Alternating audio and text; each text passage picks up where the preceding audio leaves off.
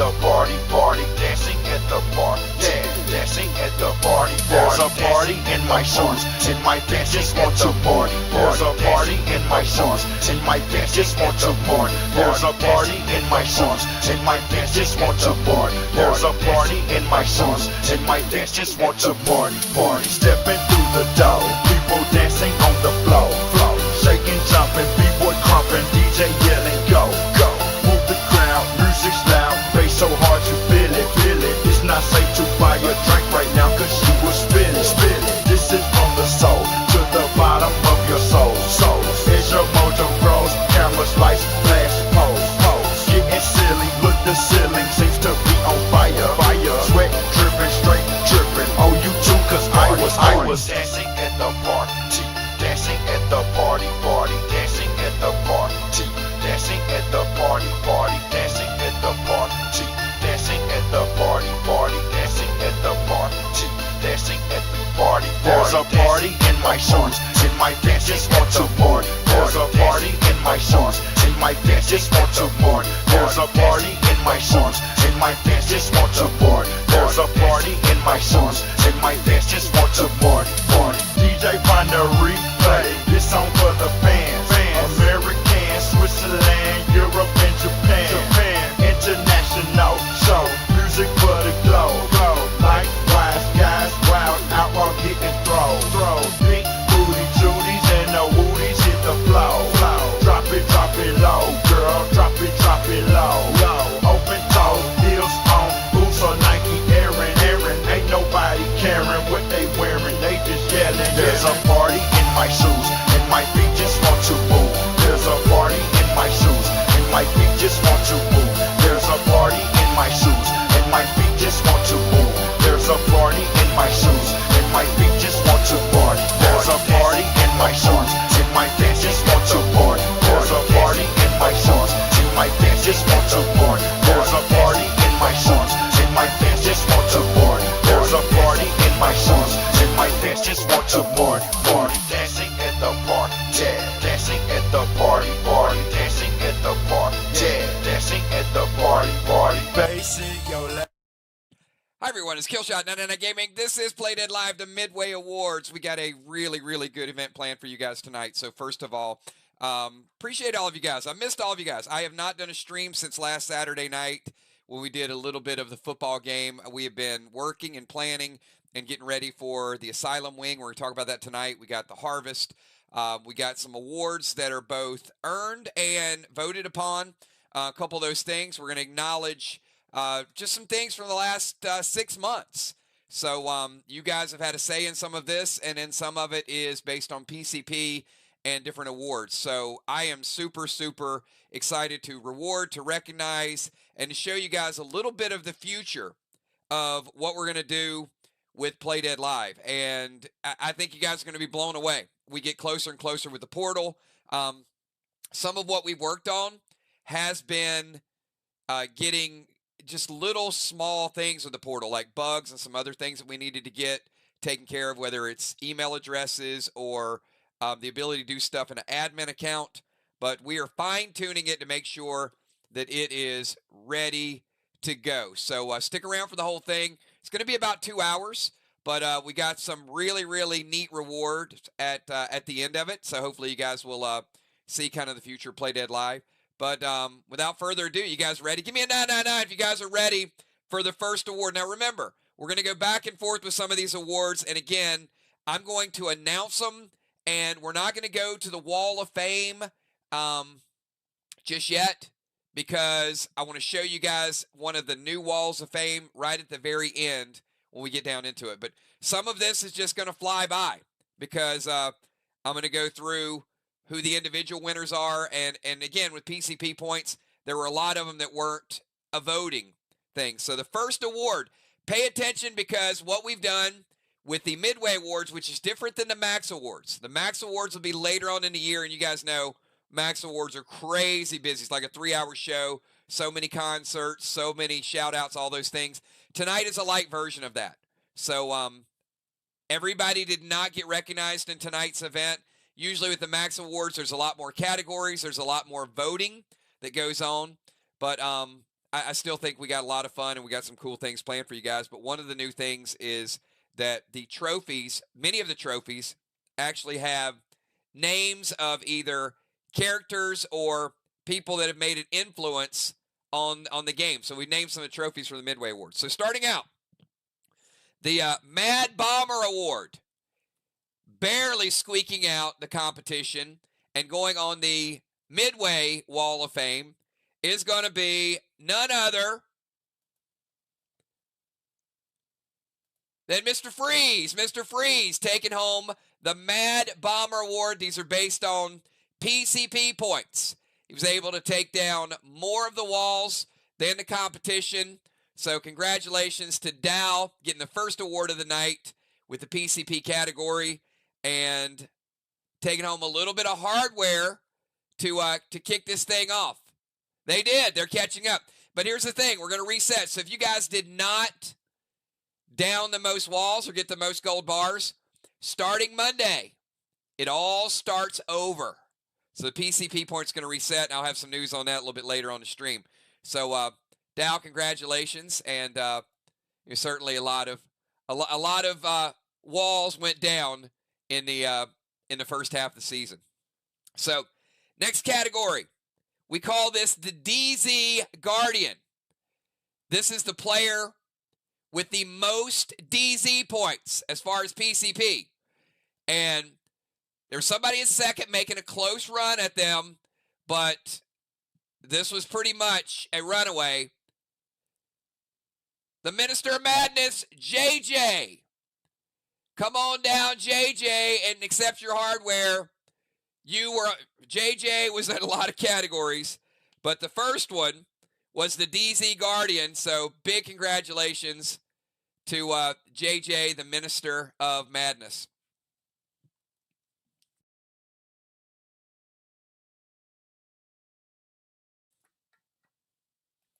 All right, giving away the hardware, Well, you know what? You guys earned it. All right, next category. This one we've just named simply the Rover Ranger. And this, quite simply, is a person that gathered the most tires. Dimes made a run at it, but this person is in the Rover zone pretty regularly and has found ways to score a lot of Occupy points, and that is the assassin, Julia Muse, getting her first award of the night. So, Julia, come on down with the Rover Ranger Award. Congratulations.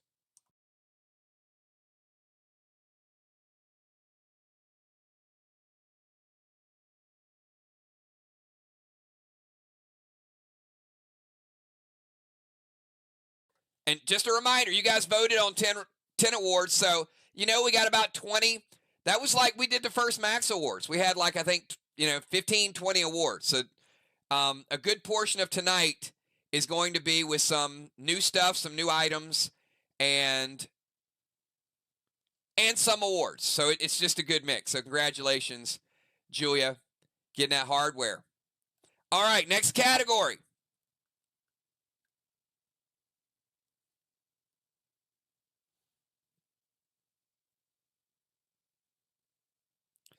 I call this the Red Beard Award. Brand new category, the Red Beard Award.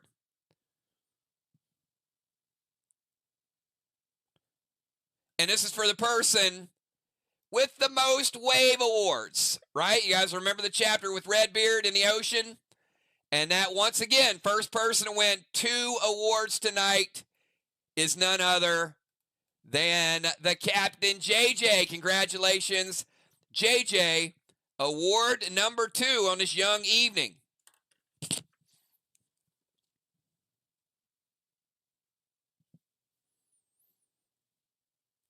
All right, we got one more award, and we're going to go to some of the awards you voted on.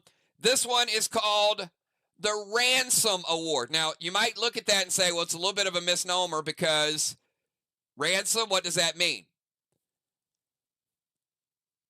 How many people remember the first tank in the game was named what?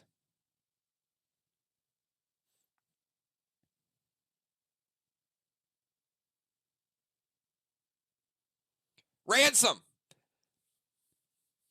First tank that is officially a part of Brace was Ransom. So that tank award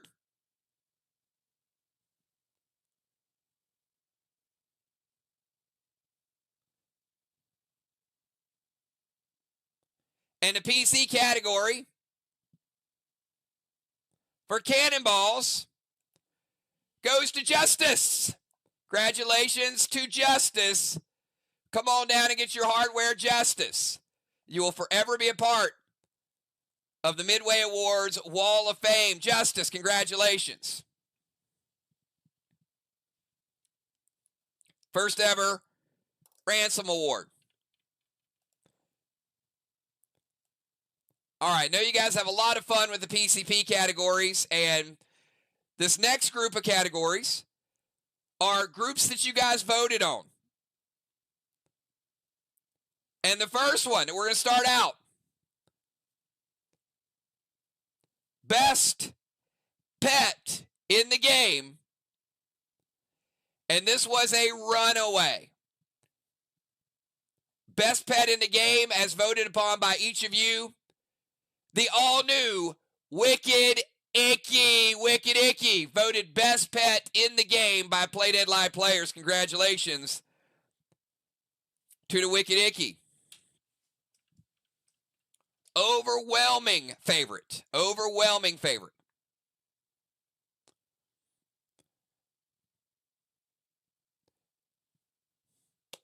Next category. Best Legend. This one surprised me. But I guess newness is fresh on everybody's mind. There's a lot of good legendaries out there. And we actually have her here tonight. And she probably raised a few eyebrows, but people love it. People love it. Voted best legendary in the game.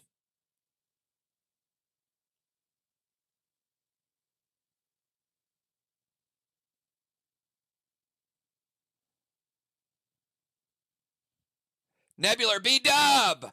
B-Dub with the Nebular. Best legend in the game voted by players. Congratulations.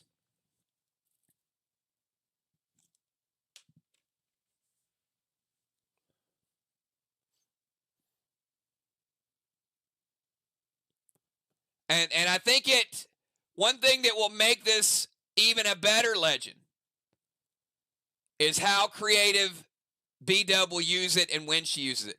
It is such a good legendary, but it's only as good as when you play it.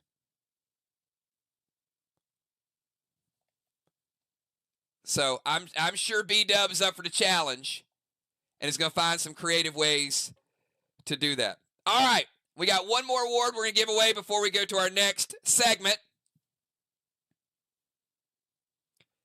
And this is voted upon. There were a lot of choices here, but I took the top 3 because I gave you the opportunity to pick the exceptional PvE players. Now, this is hard to do because so many of you guys are so good at PvE.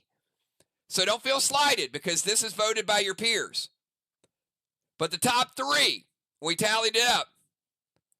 Father Ron, Busy Bee, and Kel, your top 3 PvE players.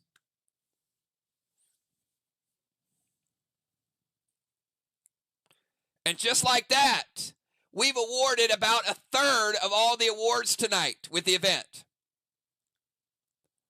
But don't think that we don't have a lot of stuff packed into tonight.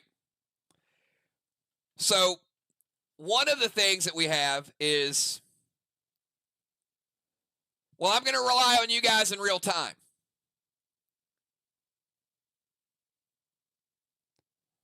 Because we got a little dance-off challenge. Somebody threw down the gauntlet and said, Father Ron needs some competition.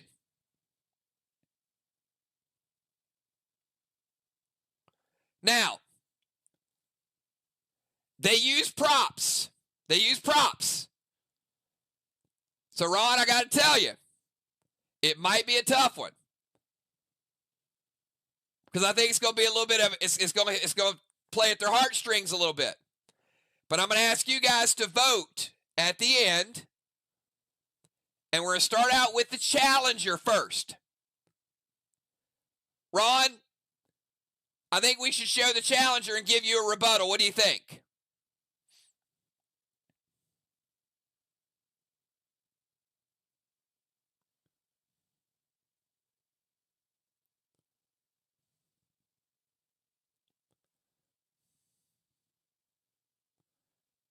I think one's going to have you in tears, and one's going to have you laughing your ass off. All right, so here we go, everybody.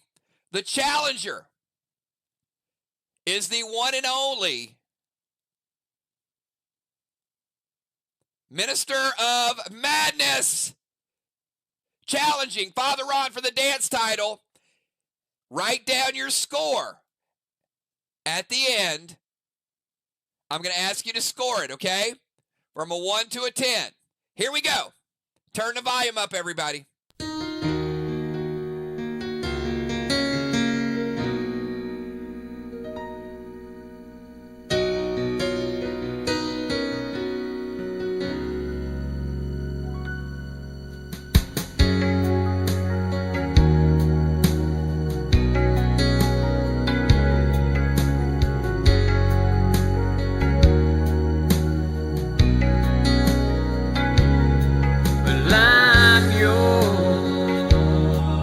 Got me wrapped around your finger, I'm yours. When no other girl can measure to you, your touch, oh girl.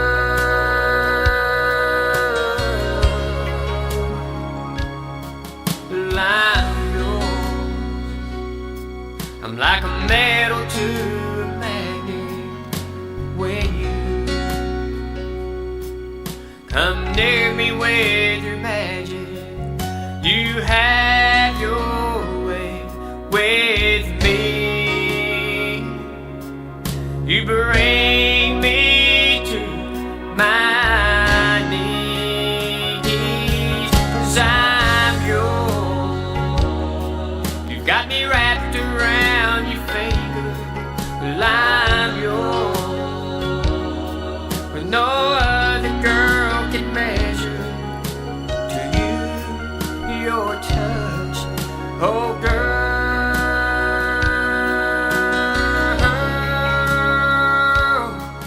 No more will I ever say I'm lonely, for sure. Well, I surrender to you only. My heart, my soul is yours.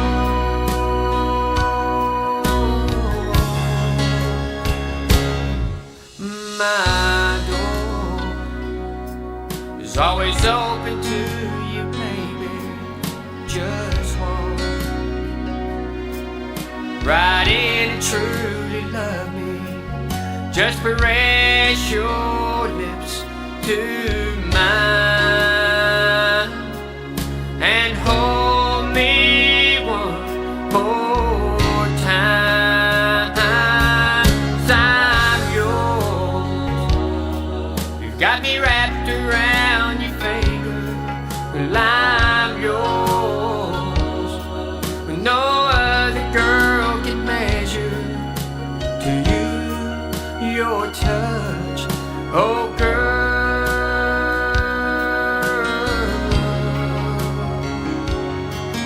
I'm yours.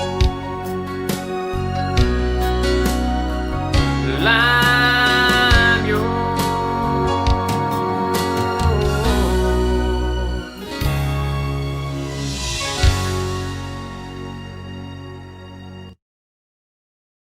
All right, everybody, put your hands together for JJ and Bear. Come on now. Score it. I need to see some scores. Light up the screen right now. Score it.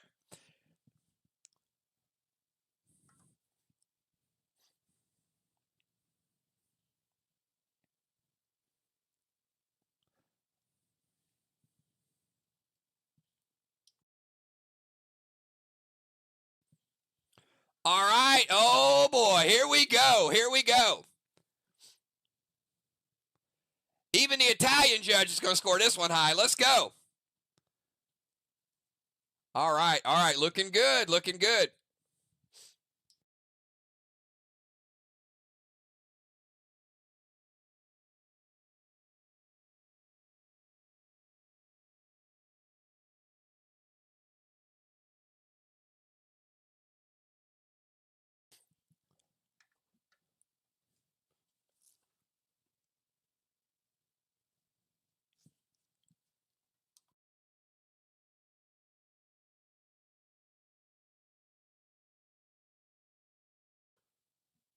All right, all right. Now that is now that's some good scores. Unbelievable. JJ, incredible job.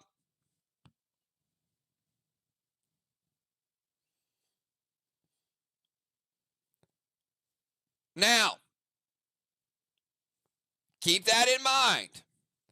Now y'all know this next the champion is fearless. He is fearless. The only thing I'm going to tell you, put your kids to bed. This is not PG-13.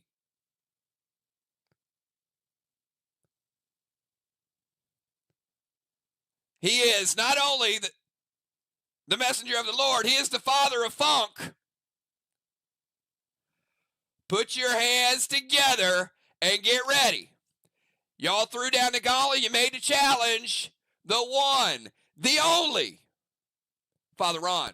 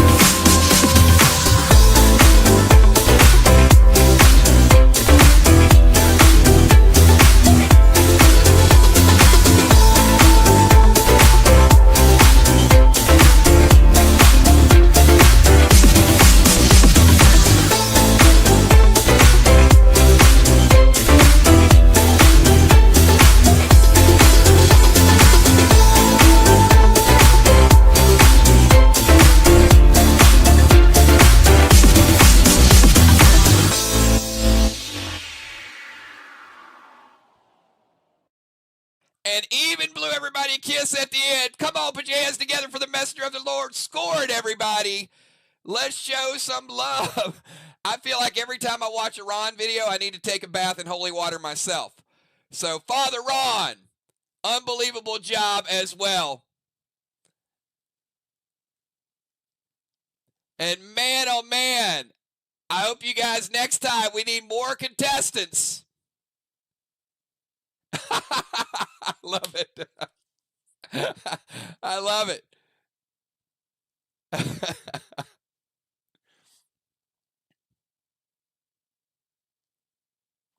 That is his Gretchen dance.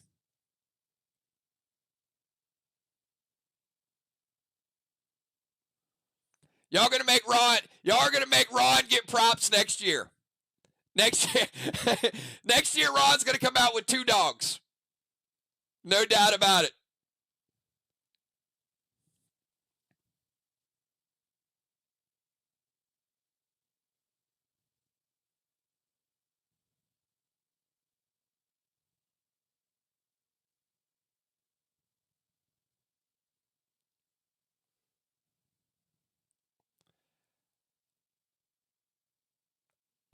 you know what?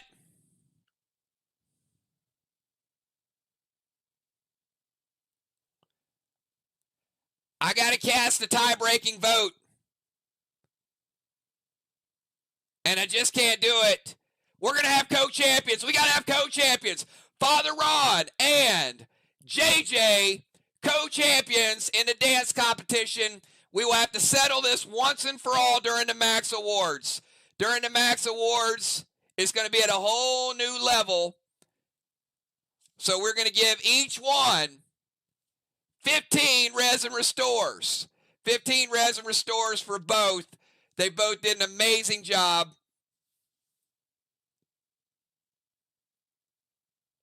And awesome.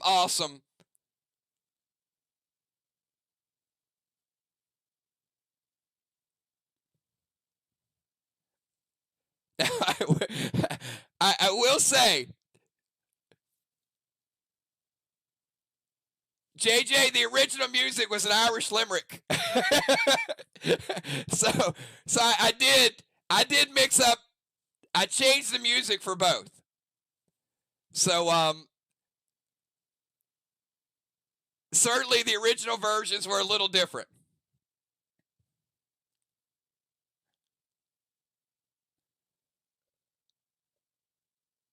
Yeah, it had a different feel to it. I was like, I want to do one. I want to put some music there to make people cry. And Ron's was different too.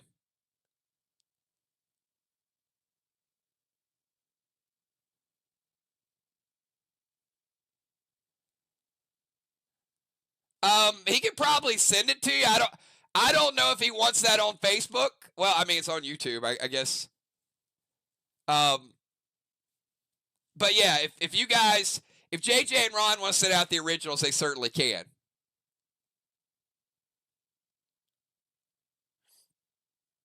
But awesome job.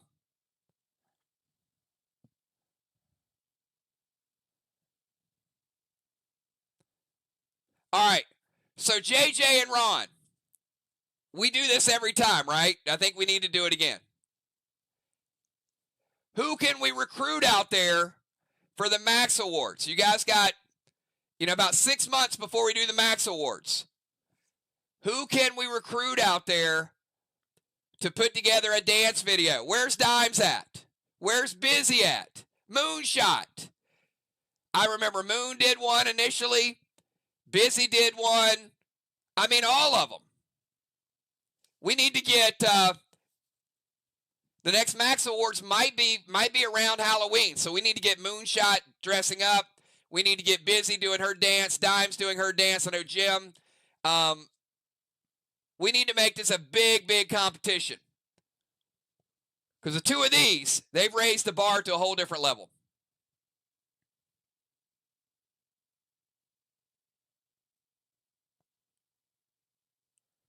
I have Crimson. I have Crimson's video. Yeah. Party. Yeah.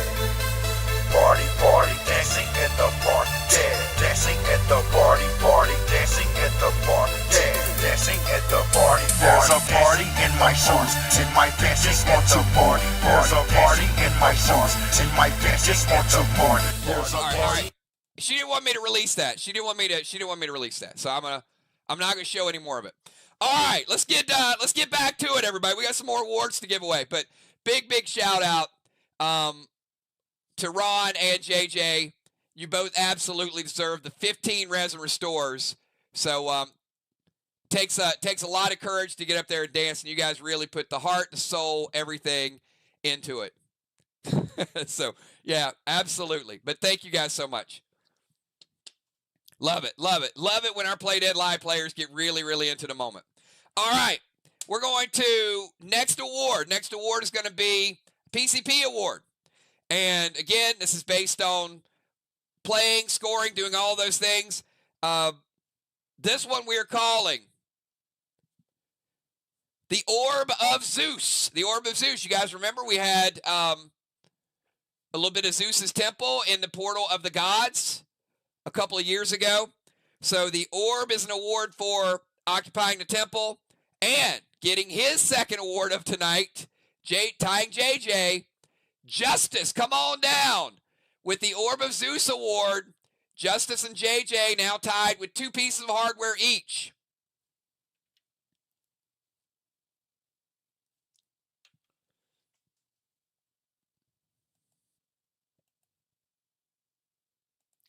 Big, big congrats to Justice.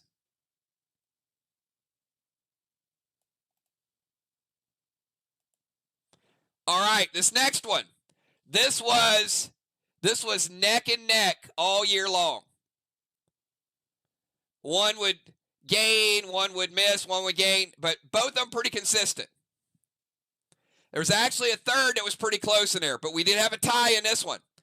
This is called the Ace High Award, and this is for the most Ace Awards by occupying the turret.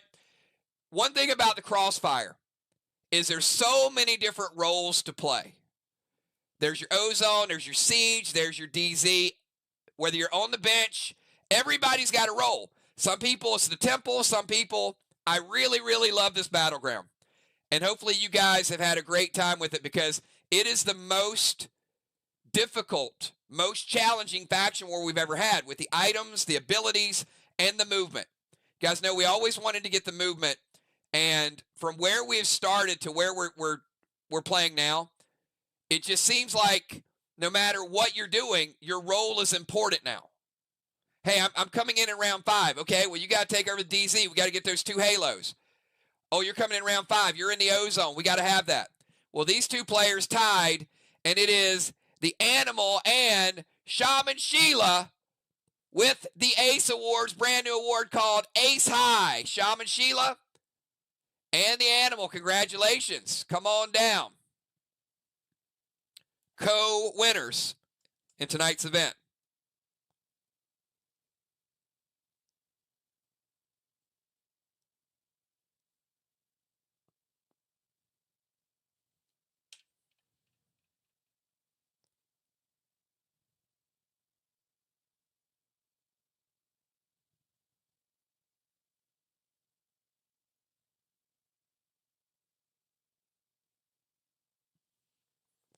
Congratulations.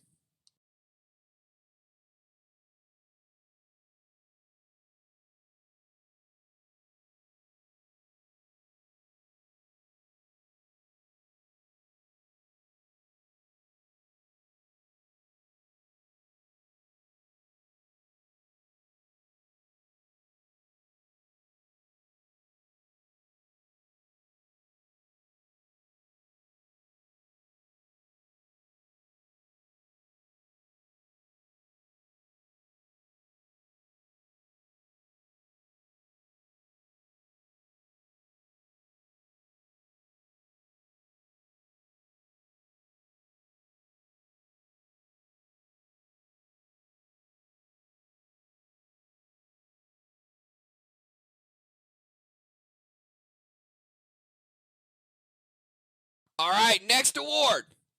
It is time to ruffle a few feathers. Now, what's cool about this award is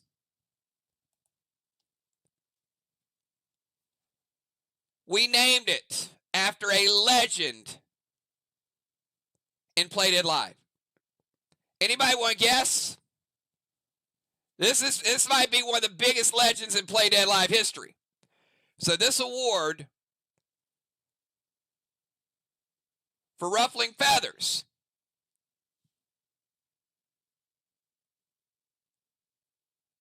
has a very, very special person's name attached to it. They are the only person in the game with this class.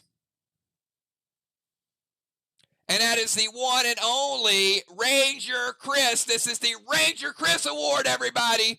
And the first winner, the person who got the most ruffled feathers, is the messenger of the Lord, Father Ron. Come on down and accept the Ranger Chris Award for those ruffled feathers, Father Ron. So we will forever have some of these trophies named after some legendary people that have meant a lot to our game.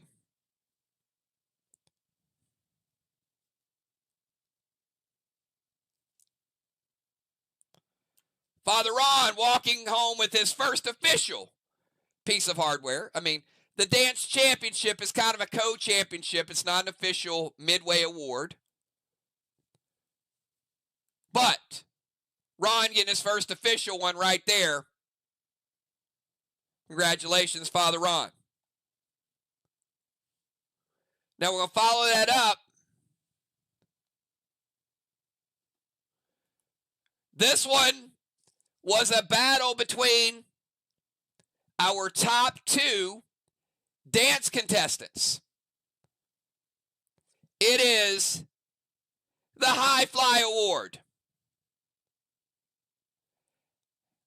And occupying the stealth one more time than the other person.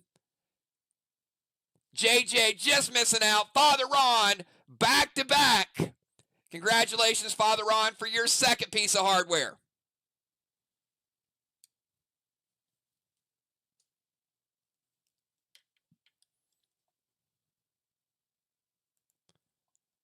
Ron's that stuff getting heavy? You need some help? Hold on, I'm going to have Crimson. I'm going to have Crimson help you carry that back. Here, Ron, just set it right there.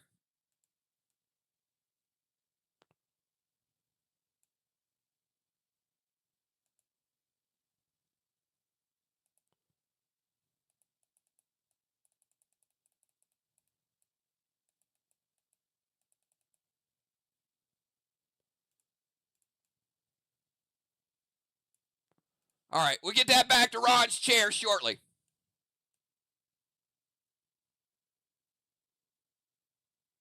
There you go. Thank you, Crimson.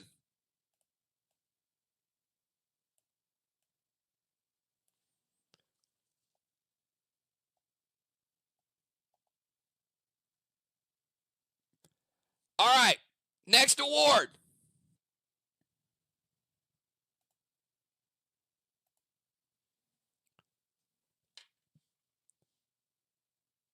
Is the Never Surrender Award.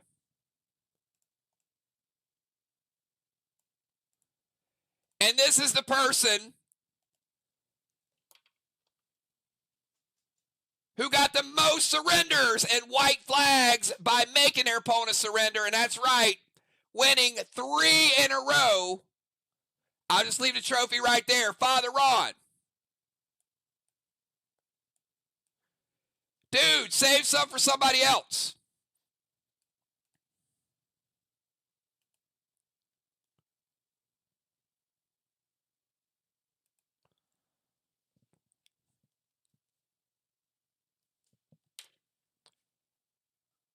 Big congratulations to Father Ron. Ron was really, really into those PCP awards. I mean, Ron's all over the place. Ron had an amazing first half of the season. No doubt about it. All right, we're going to get to some awards that you guys voted on. The next one is called 2 for Me. And you guys voted for the player that best played 2 accounts.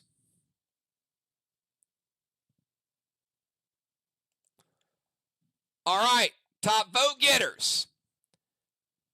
It came down to 2. It came down to B-Dub playing MPC and Deadly Dimes playing Tiny.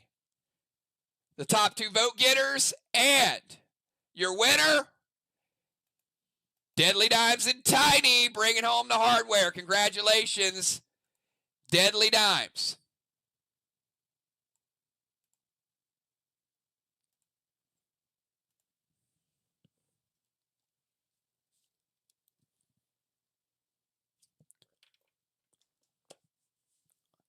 All right, next category was In Demand.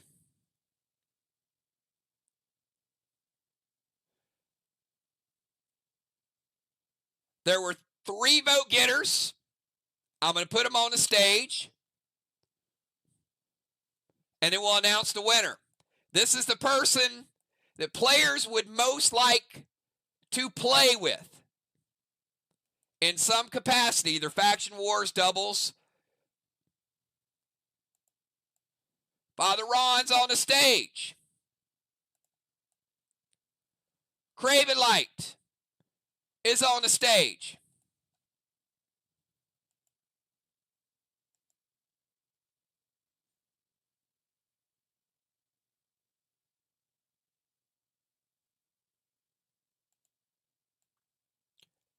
And Cat is on the stage.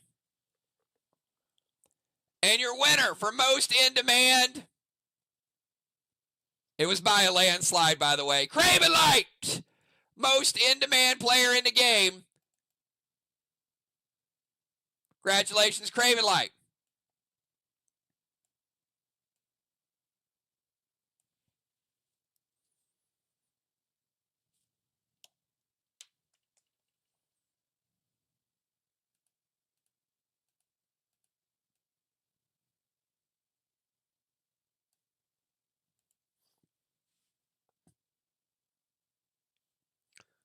All right, next award. This one is a variation because we know in Max Awards we have similar awards, and some of those people will be up there, but this is the Mood Manager. This just isn't the best sport. This is also the person that brightens up the mood of other people, right? Best sport is about being a good sport, right? Being in the right frame of mind. The Mood Manager is a little different. This is a person that adds a little bit extra to brighten their day. I'm going to tell you, the three up here,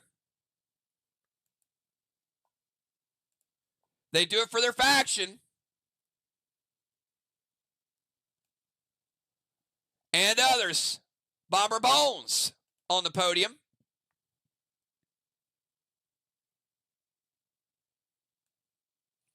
Valar on the podium.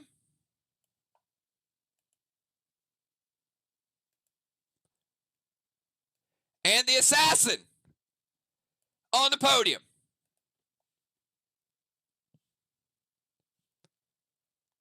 And again, this was a landslide. Valar is the Mood Manager. I'm not sure that lady has an angry cell in the fiber of any part of her skin. I have never seen her anything but perfect.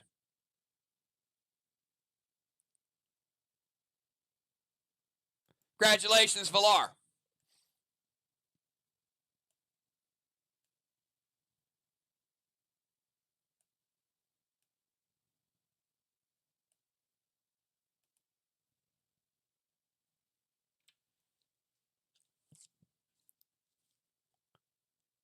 All right, we got one more award before we take a little break and show you guys a nice little sneak peek. This one is the total package. And I'm not even going to put contestants up there because it was so overwhelming. It was one of the most overwhelming awards of the event. And it's a person that competes in PvE, Pet Battles, Clash, Battle Royale, Faction Wars, Planning, Portal Events. Wasn't even close. Total package, as voted by each and every one of you, or most of you, is the Assassin, Julia Muse. Total package award. Congratulations, Julia.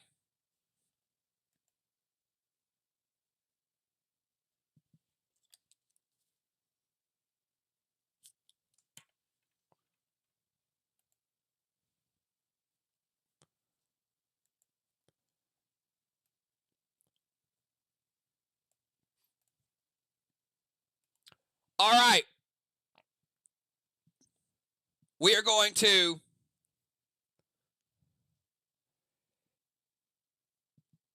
show you guys a little sneak peek that I'm going to do for you. And then I got a special music band. I only have one. You guys know with the Max Awards, usually we have about 8 concerts. This is low budget. This is a low budget event. So we can only afford Ron, JJ, and one other music guest. Sorry. Luckily, I got Ron and JJ for some Resin Restores. Yes, budget savings.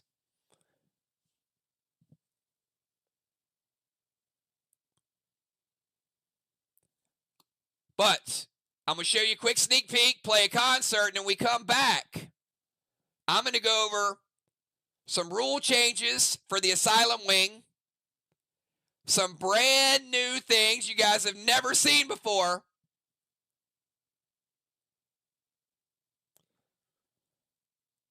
And then we're going to talk a little bit about the harvest. So here we go. If you want to see a portal exclusive, give me a 999. I'm not even going to make you log into the portal. I'm going to show it to you from here. But if you do want to log in to playdeadlive.com, you'll get to see it for yourself. The brand new intro for the Play Dead Live portal, when you first log in, is going to look a little bit like...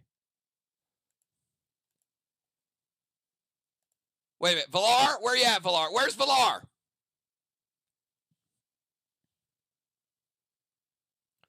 We need to find her. We need Valar's reaction.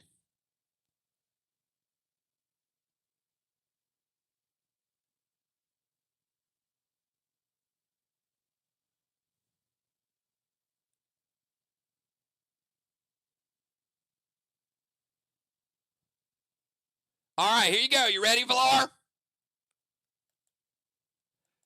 When you first log in, it'll show it, but if you hit the help button, it will too. This is going to be what you see when you first log in to Play Dead Live.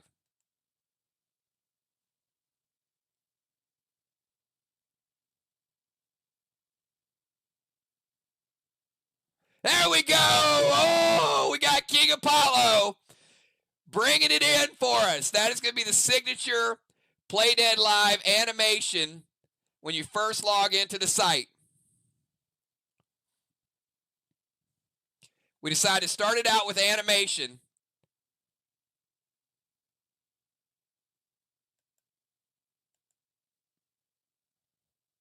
Just a quick little introduction to remind all of you guys about our roots.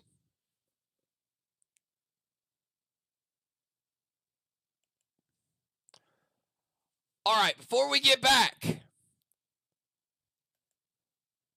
I'll show you one more time.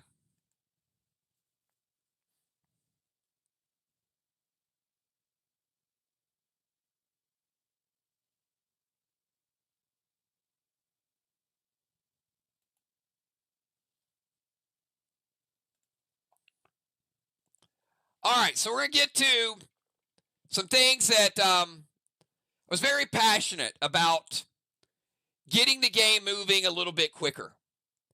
And there's some things that we're going to do this season that will not materially change the way we already do it, but it's going to make us better players. And it's going to keep our focus there. So a couple things I want to talk about are some brand new rule changes. I'm going to go over these. And we're experimenting with some new types of matches too, because the Asylum Wing is a 12-game mini-season within Crossfire. Does everybody understand that?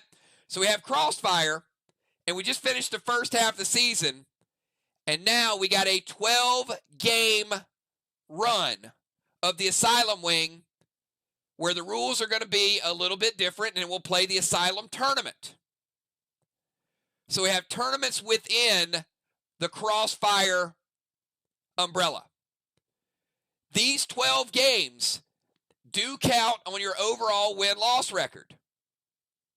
They're added back into it. But for now, you've got your record is what you finished the first half of the season. But for the Asylum Wing, everybody's 0-0. So even though ARC has about a 7-game lead on every other team, if you have a better record in ARC in the next 12 games, you will get the number 1 seed in the Asylum tournament. That's how cool this reset is. So every faction can kind of work their way back into it. You may say, hey, look, Ark was the best team in the first half. We get it. But we weren't that far off. And a couple legends we've worked on, a little bit of training. We got some of our people back playing. Now, we're ready. So every single faction is now ranked number 1. You give the winning team their flowers, and then it's like, all right, let's see if you can do it again. So a couple things that we're going to do that I think they're important. These could change games. Number 1, up top, timers. Part of the problem with timers, 85% of the time, most of you beat the timers. You have your move in. And if it's within a second and the move is being typed, you'll always hear me say, timer's up. Tammy made the timer. That means it shows up just as I was getting ready to start the new timer. So there's a little bit of a second or two, right? But the one thing that happened several times last season is that somebody that was going to not attack something that required damage already resided to the fact that they were just going to miss the timer. So they're like, well, it doesn't matter if I'm nerfed 3 times because I can take 2 minutes and just talk over this move because I'm at the straw man anyway. So one of the things that we want to do to keep the game flowing is you can see the first 20 seconds that you miss, it's still that 10-point penalty, the way it was before. Then the second 20-second miss is a 25% nerf. But here's what's different. If you miss a third timer, now your penalty is 25 points. Most games last year, when we got to timer penalties, were within 2 or 3. You'd hear me say timer, Vox 270, Slide 250, where it'd be like 20-point difference. Well, now it's not going to be 20 points. That could be a 50-point difference for 2 timers if they're longer timers. If they're only the 1 timer, no big deal. Your move only took 30 seconds, it's fine. But there's a big difference in gameplay between a move that takes 30 seconds and a move that takes 60 seconds. If every move takes 60 seconds and there's 30 moves per game, you're talking about an extra 30 to 45 minutes on average. So we can get those games 30 or 45 minutes faster. Because now the gameplay is going to be faster. And you know what? Like I said, 85% of you guys are on time anyway. Now, if you have a 4th timer, it's a 50% nerf, same as it was before. The big difference is that third 20-second timer was what I wanted to focus in on. Because those are not people that are late. Those are people, in some cases, that are saying, okay, I'm just going to take the 10-point timer penalty, and I'm okay taking a minute timer penalty. So we want to clean that up. And the other caveat to this is, if you disconnect, message me right away in Messenger. You will still miss your 10-point timer, regardless. If you disconnect, you miss the 10-point timer. But if you message me right away, you don't miss the other timers. Same rule, but some people, they don't. They're just like, okay, well, they message their faction like, hey, guys, I disconnected. I'm the first person you need to message because I need that timestamp.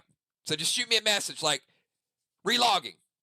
And then I'll say, hey, such and such is relogging. But then we know it's a 10-point penalty. But that's it. All right. Give me a 999 if everybody understands the new timers. This was discussed with leaders. Leaders should have already shared this in each faction. So this should not be brand new, but I wanted to give you guys the chance to see it again. This will be in effect Monday night. And I don't think this is going to hurt any player. I really don't. I do think it's gonna get people a little bit more on point.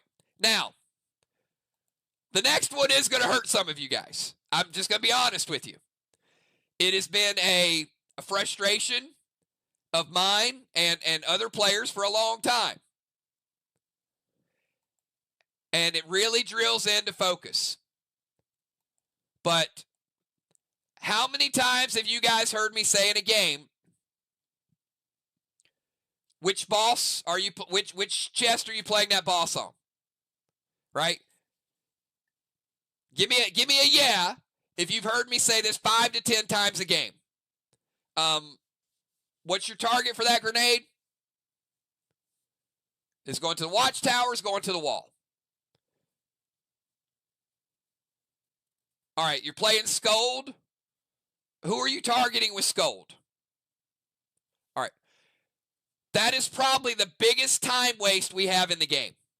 Somebody gets in a move, and then they put in their move, and sometimes they walk away because, hey, I got my move in, and I'm asking them a question, and we got to track them back down, and we lose a minute, and the captains on the other team are like, I don't know whether to say hits or wait because I don't know what their target is. So that is a big, big challenge in the game.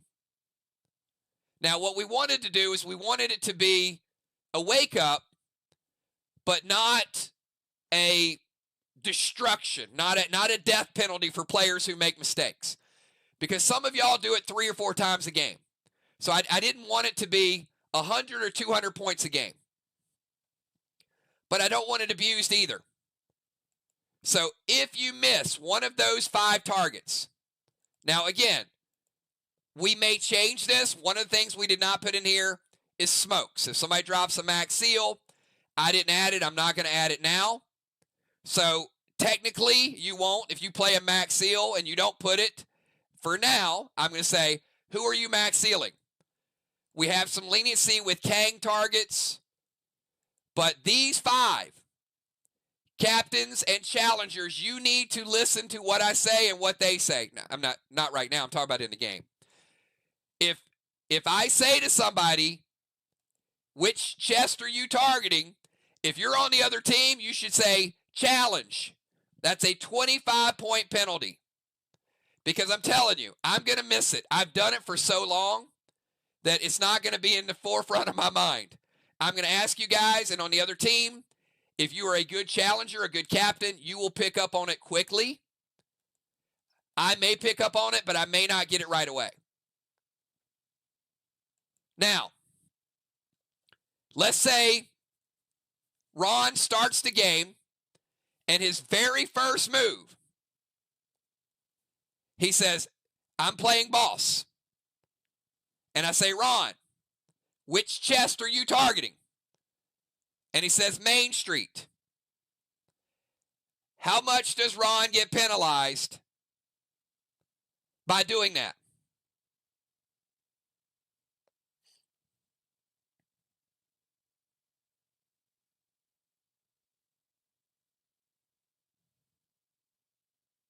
Okay, good group. All right. Now let's say Ron is playing 7 rounds. He's playing the whole game. And every single round, I got to ask Ron, what are you targeting, Ron? What are you hitting? What's the pet going? So he does the same thing for 6 more rounds. How much does Ron lose for his team for the entire game if he does it 7 times?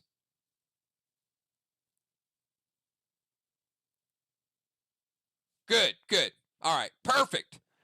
So now you guys understand. It's only a 25-point penalty. So don't think that you're going to lose a game for your team. I get it. You get nervous. You make mistakes.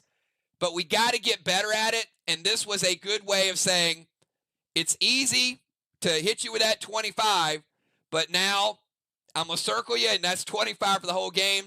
You don't have to worry about it. You're still going to play fast, but if you do it again, I'm going to ask, and we're going to be lenient with you. We want players to get better, not go in and like, well, hey, Mir lost today because they lost 500 points by not targeting. That's not the way we want the game to go. Exactly. But, Ron, whether you're drinking, whether you're at work, see, here's the thing, okay? Some of y'all play from work. Some of y'all play on your breaks. Some of y'all pull over on the side of the road and get your move in. I do not want you guys to stop doing that. I appreciate the dedication and the loyalty that you guys have to play this game. I know why a lot of the mistakes happen. And some of the mistakes will continue to happen. But it doesn't mean that we're not going to try to get better at it. That's the commitment, is we're going to try to become better rule makers, better enforcer of rules, and better players. Not like, oh my God, I can't play because this is all new to me, or I can't type fast enough, or those things. I understand. We have challenges all over the board. But we're going to work with our players to make the game better. So hopefully everybody sees this as a fair test. So everybody think this is fair, this is reasonable, that we can give this a shot and make Play Dead Live Faction Wars even better.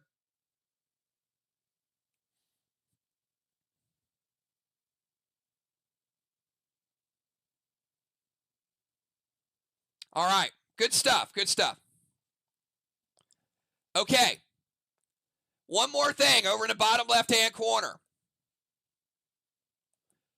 We're going to have 2 new types of matches that are going to work on your speed. This is why the timers are important. They're called 1-3-5 stop and 1-3-5 go. Now, if you're playing round 5 and 6, there could be a game that you don't get your second move in round 6. Because we are going to stop the game at 2 hours and 15 minutes. It doesn't matter where we're at, it stops. It's 10:45, stop. Football could be over there and say, wait, I'm getting ready to do my move. I'm be like, dude, time's up. It's 10:45, game is over. We did this early on in Play Dead Live where we had time matches. 30-minute solo matches. Hour doubles matches. Hour and a half. Faction wars. So what we want to do is periodically try some of these. Now, there's 2 different types. The 1-3-5 stop. It stops right there. If you're in round 5 and you played 2 bosses, those bosses are not capping. So one of the strategies that you guys are going to have is, oh my gosh, it's 10:30. We're in round 5. We ain't going to finish at 7 rounds. Don't play the boss, right? Would you guys agree with that? Don't even bother putting those last 2 bosses on. Now it's going to be up to you getting your team on board because you know you ain't getting through 7 rounds.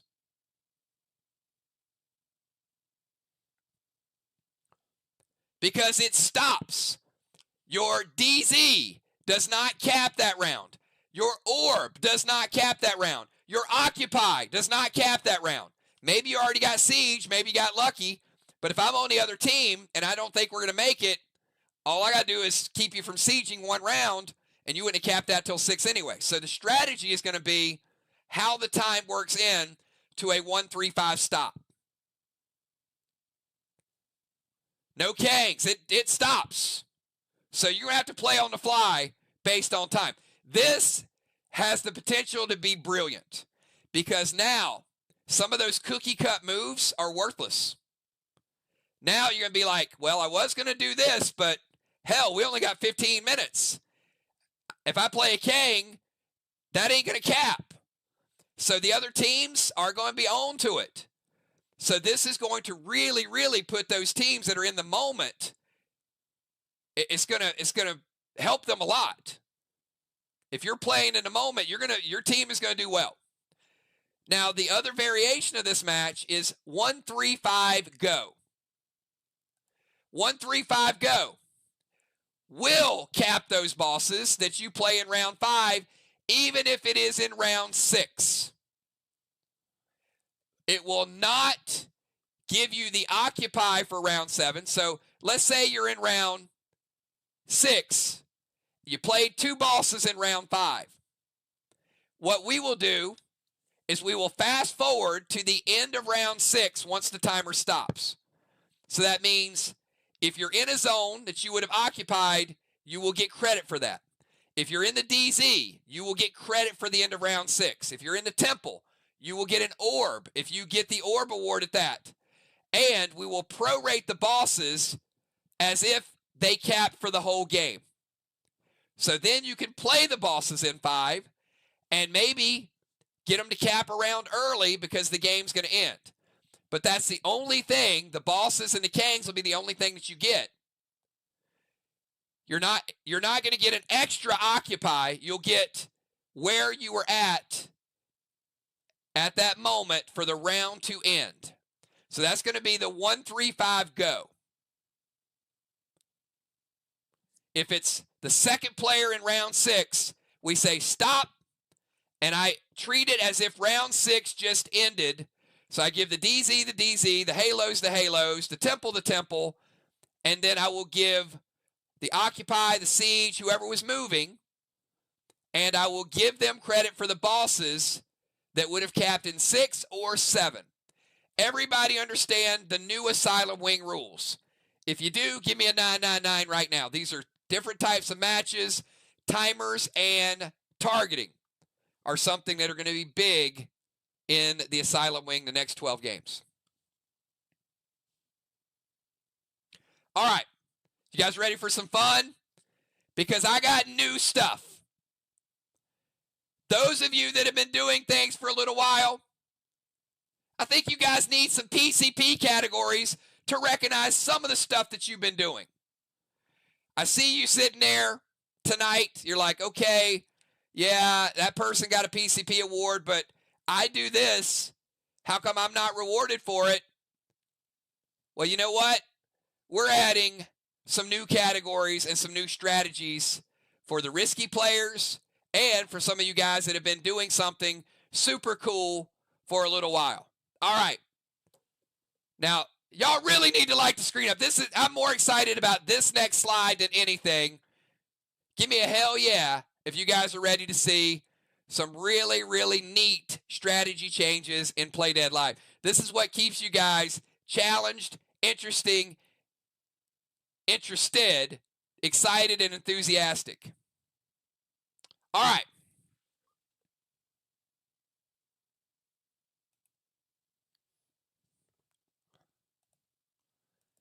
A brand new zone up at the top is called the Sniper Zone.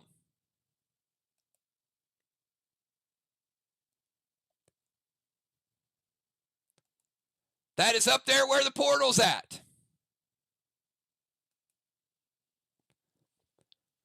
Here's the way the Sniper Zone works.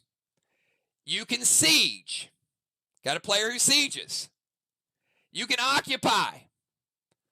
Well, now you can designate not the class sniper. Okay, forget the sniper class for a moment. You can designate a sniper. Now, what a sniper does, they don't change classes, so don't think that, okay, I'm going to change my class. It's an area. A sniper, follow the red arrow, please. A sniper must stay in this zone for a total of 5 rounds. Okay? They cannot hit walls, any walls, from the sniper zone. They cannot hit their wall. If you're the sniper on this side, you cannot hit this wall. You cannot rebuild walls. You cannot target walls. You can target dragon stones. You can target players. You can target Straw man, you can target watchtowers, but you can't target walls from the sniper zone. If you stay in the sniper zone and you occupy it for a total of 5 rounds. Now, again, you have to tell me pre-match whether you want a sniper person. Now, you can choose a sniper person and not have to go to the sniper zone, just to kind of cover your bases. But nobody else can get credit for the sniper zone except for you. So right now, the red X signifies that Kel was designated a sniper, B-Dub was a siege, Bones a sniper, and Craven Light, the captain, and also a sniper. So let's say round number 1, Craven says, I'm jumping down into the sniper zone. All right, he's down here. Ain't going to hit no walls. Round 1, Kel says, well, you know what? I want to, and it's not the first person that gets it. Both people can get the award, but it gets a little tricky. So Kel says, you know what? I'm the sniper too. I'm down in the zone. Now, once you get in the zone, clock starts running.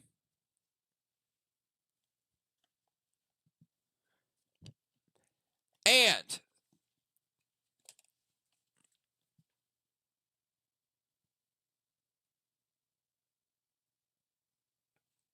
so I find my rule sheet.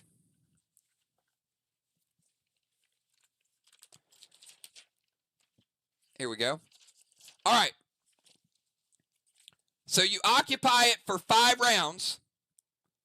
You get 50 points. So if you siege, you get 100. It's 5 rounds. If you occupy, you get 150. If you are in the sniper zone for 5 rounds, you get 50 points. But it gets a little more fun.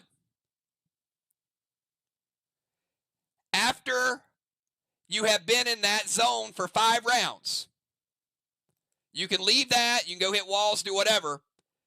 The rest of the game, now you may not get it till round 7, but let's say you get it first 5 rounds. Rest of the game, your specialty grenades get a 25% boost to their damage. That's pretty cool.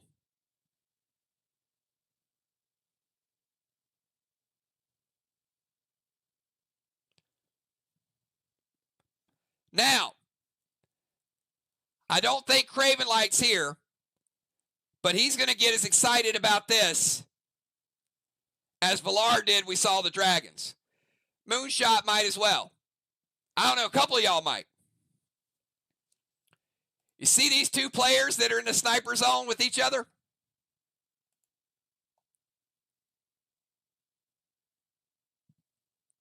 It does not. It's 5 rounds. Same thing with Siege and Occupy. Same type of rules. All right, so we got 2 snipers in the sniper zone.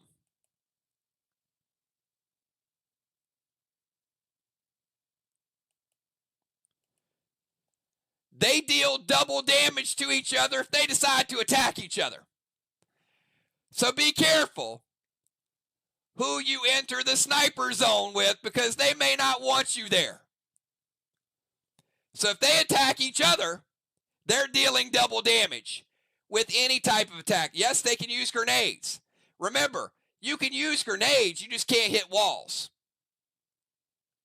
So if Craven and Kel are there, and they just think that they're just going to waltz around and hit whatever watchtowers they want, Craven might, after 1 round or 2, say, you know what? I want some PvP action. You're in my zone. So now it's a little bit like King of the Hill. You're there.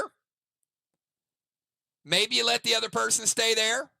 Maybe you hit them to give them something to think about. Maybe you 2 just want to square off. It's not like the portal, because your team can still seal you. They can still use preventions, but you may have a faction war going on and 2 snipers up there battling it out. So people have said they want more PvP action. There you go. Now, remember, a sniper does not get a bonus on somebody outside the zone. If Craven shoots moonshot over here, he doesn't get double damage. It's only sniper versus sniper.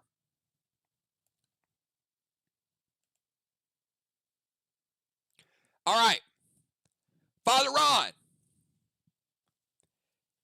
if you go into the portal and you are designated as a sniper pre-game, do you get credit for being in the sniper zone for those 2 rounds?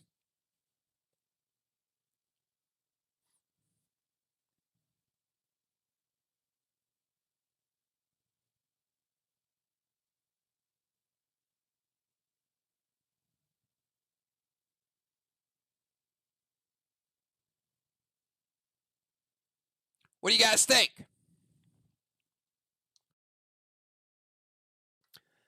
The answer is yes, you do. The answer is yes. The portal is a part of the sniper zone. So if Ron is in the portal, or any of you guys are in the portal, you will get credit for 2 rounds served when you come out.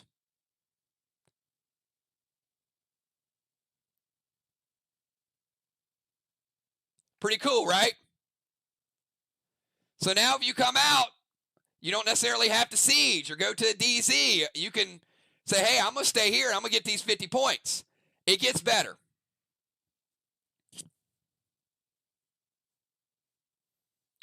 All right. So Ron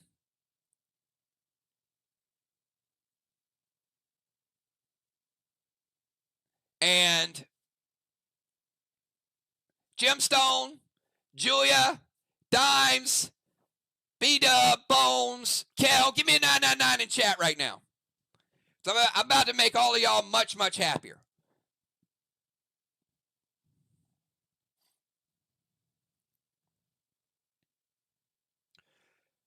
Y'all are a lot of the siegers and the occupiers, right? You're the siegers and the occupiers. So you've been getting these points, 100 points, 150 points. Now these snipers get 50. The snipers, the occupiers, and the siegers. Not only will you get your points that you've gotten before, you will now get a bronze star, which is your PCP award.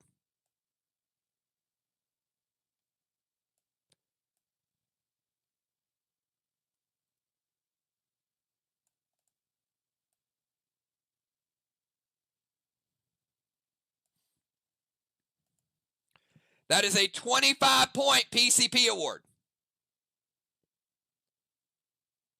So now you'll be in a different PCP category. Yes, you still get the cannonball. Yeah, you get the tire. But now, if you get the siege, the occupy, or the sniper, or all 3, that could be 75 bonus points. No, everything stays the same.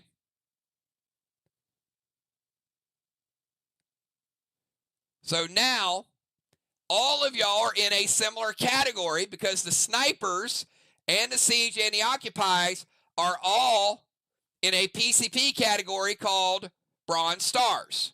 It's not the tanks are 1, the siegers are 1, the rovers are 1. All of y'all are in the same category. So you could have a sniper that wins the PCP award because they got more bronze stars than the people who occupy.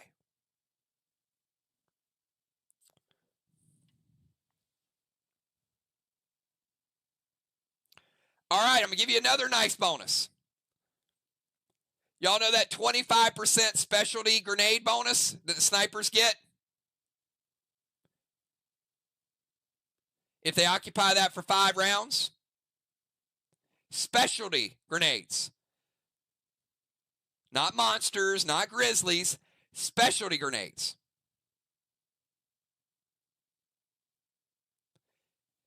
The reason they get that 25% is because they will immediately, when they occupy, they'll get the bronze star. So that means if you are a occupier or a sieger, the sooner you get your bronze star, you will also get a 25% damage boost to your specialty grenades as well for the remainder of the game. So if you siege in the first 5 rounds, those last 2 rounds could give you a snowstorm boost. It's specialty grenades, an Elmo boost. If you wait till round 7, you're not going to get the boost.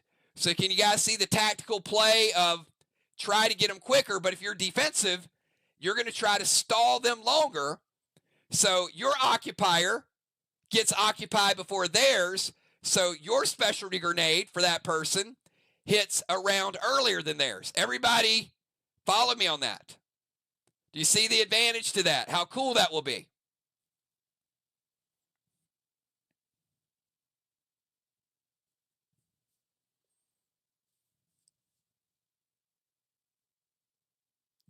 All right. Where's JJ?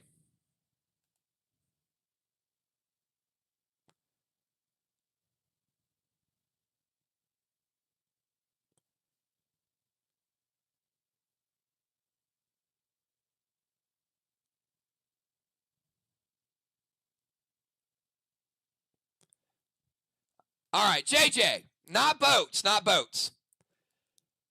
But JJ, have you ever went down and disabled a cyborg? And thought, yeah, I just sacrificed for my team. I went down and took that cyborg out of play, but I don't really get a PCP bonus for it.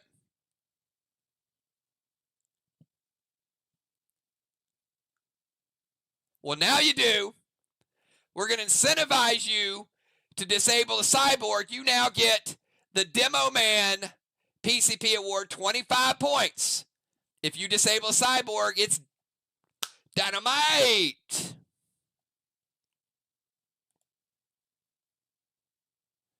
So now, not only did you take your cyborg out, now it's a little bit more strategic because you get 25 points PCP dynamite.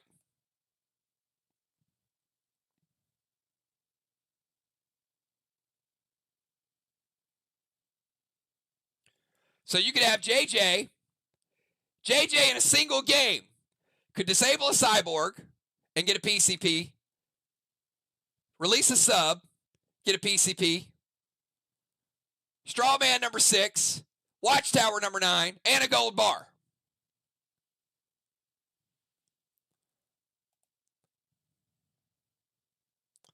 All right. Now this one is really cool too. We don't see this happen often.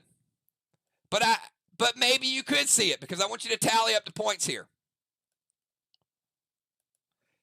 How risky would it be?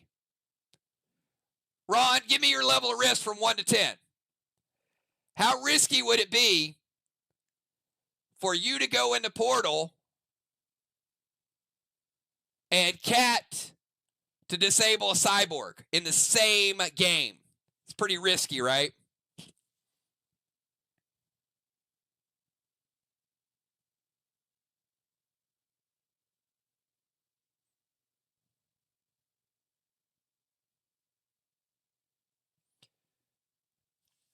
Well, what if we offered you, now think about it like this. Kel goes to the portal.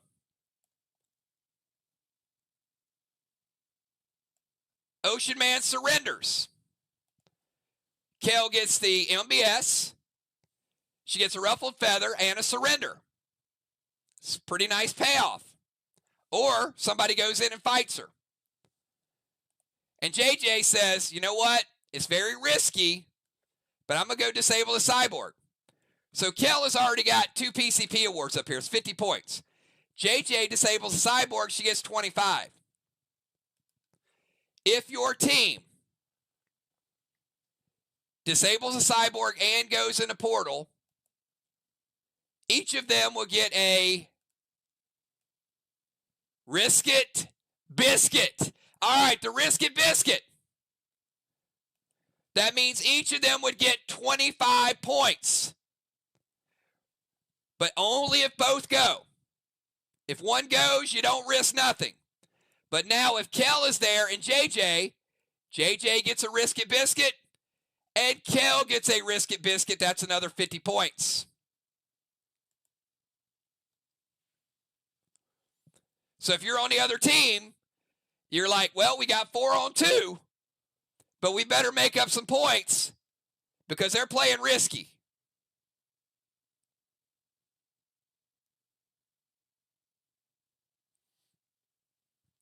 All right, so that's a brand new category.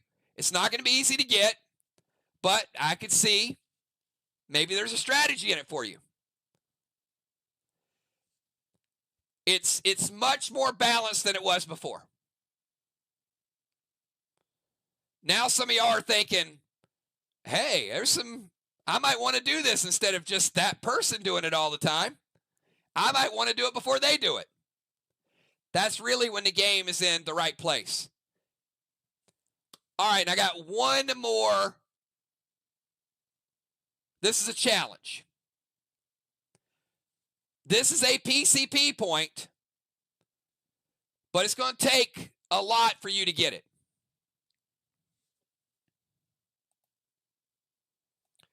If one individual player in a game is able to get a gold bar, light watchtower number 6, and light strawman number 6, and watchtower number 9. It's not impossible. It's difficult, but it's not impossible. If you're able to do that, it does not matter if that PCP is Dominaried.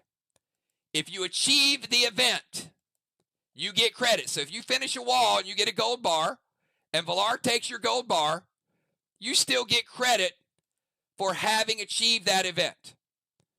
So if you were able to get a gold bar, if you're the person that lights strawman number 6, and you also happen to like watchtower number 9, we're going to give you the prestigious Triple Crown Award, and that is 100 bonus points for your team. And 100 points cannot be prevented. You earned it. So again, it's never been done, but nobody's ever tried to do it. So now you potentially could have a player saying, don't hit that watchtower. Save it for me. I already got a gold bar and I already got the straw man. Save that watchtower. Let me get the 9th one. And then your team will get 100 points because you know what? Your team earned it because your team set it up. But that person gets credit for the PCP points of 100 points called a Triple Crown. So I'm very, very anxious to see if any of y'all can achieve a Triple Crown. Show of hands. Who's going to be the first person in the game to get the first ever Triple Crown? Type it in chat right now.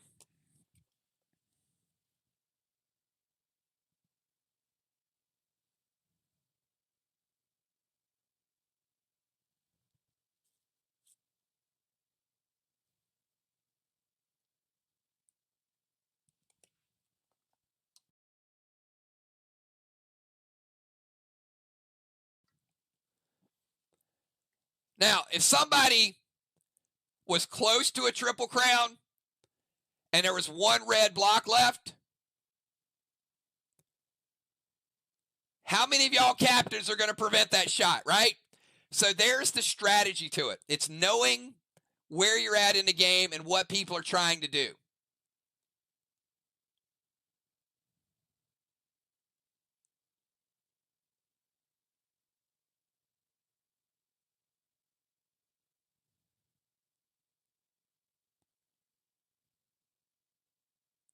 All right.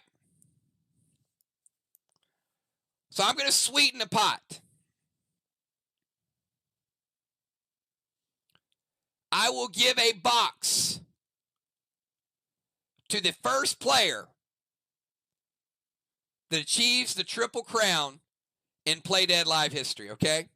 So there's a box bounty up. The first player that can get a Triple Crown award is going to earn a free box in a box opening event.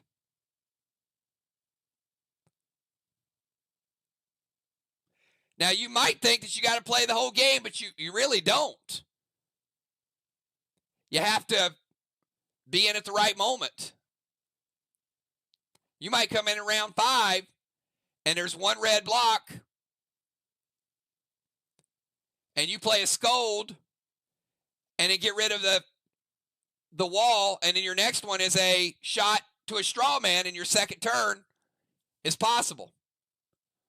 So not only will you get 100 points for your team, first person that gets a Triple Crown, first person, we'll give them a free box. There's a box bounty on the Triple Crown.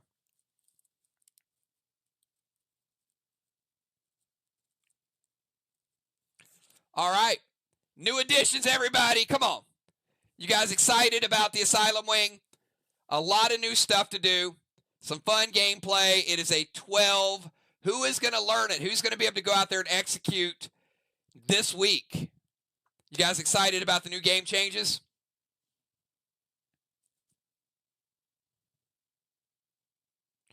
A lot more rewards, a lot more things that you can do. And I can't wait to see you guys get some bronze stars and get the benefit. All right. We got more stuff to do, more stuff to show you. All right, because we have so many people here, Castle Strike season will start in mid-April, middle of April. Hopefully you have all of your land back. Each team will play one Castle Strike per month. April, May, June, July, August, September, October, November. It'll be an 8-game season of Castle Raids. And in December, we will have the Castle Strike Grand Championship. So you've got 2 months to get ready for Castle Strike before your first raid goes down. Now, you guys remember, on Friday nights, we've been trying to get some of that land back. So you know what we're going to do? Even though you don't own all your land back, we're going to go through and let you do your wish list tonight. All right? And it is based on how many land shards are in your inventory. Help me out with this. Let's go through this fast. Hopefully we can get this done in 10 minutes. But I'm going to start out. Team Arc.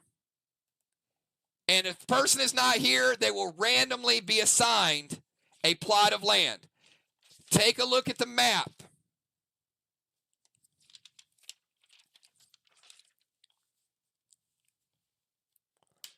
All right, Julia.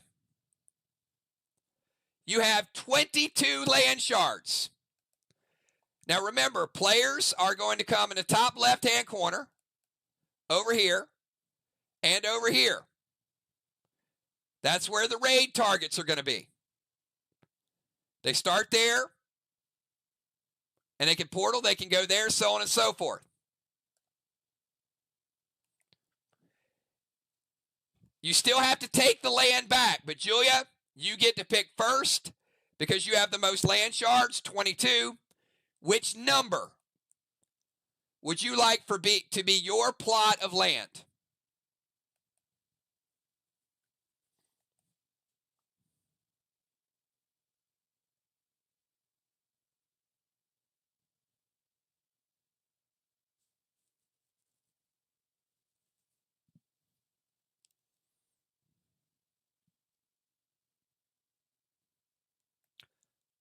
I just need a number, Julia.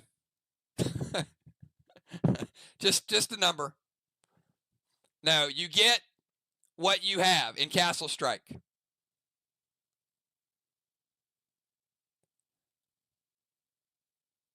All right, Julia, pick a number 9. Valar. You have 17 land shards. Valar, pick a number.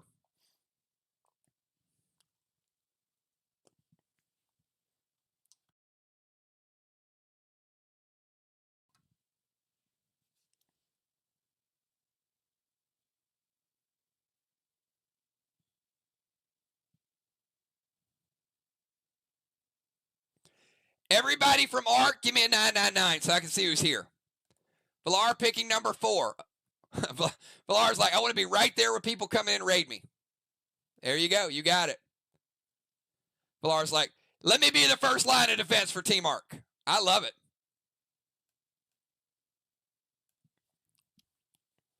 No fear.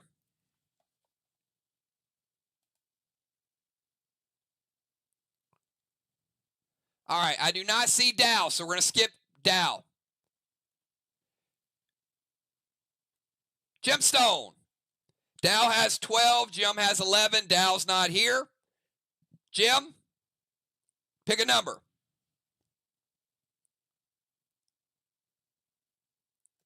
Jim picking number 3. Oh, look at that. Jim and Villar going defensive.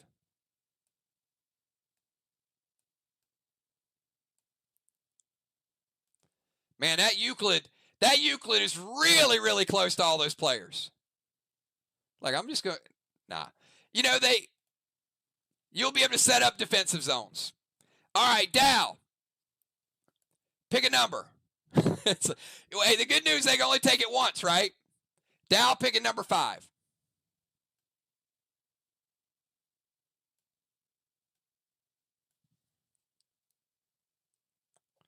Sheila, you have 8. Sheila, you have 8.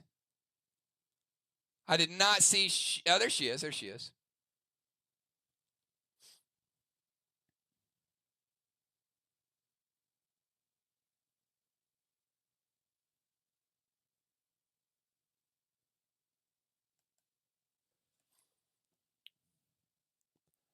I should have got the 20-second timer. There she is. She wants number 6. All right, Shaman. Now, to those of you in Mirror and Vox and Sly, you may want a copy of this map once we're done, because this is going to be their plots of land. This is going to be where they are. So if you start your strategies now, you'll know. Everybody will know who's where. All right, Busy B, you have 7. Which plot of land do you like, Busy?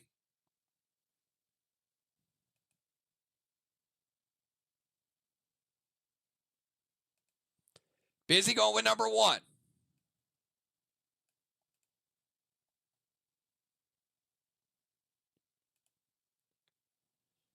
All right. I did not see Miss type anything. Pope and Skylight.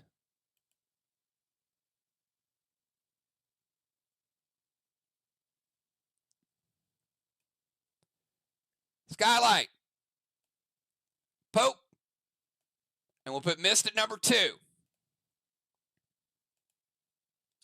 All right. I said it was random. That's random. Okay. Everybody got it? Screenshots good?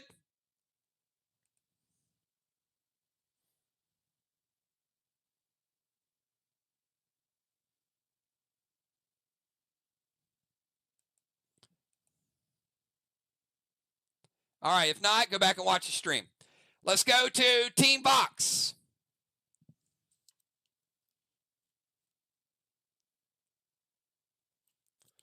Crimson, you have 13 land shards. You have the most.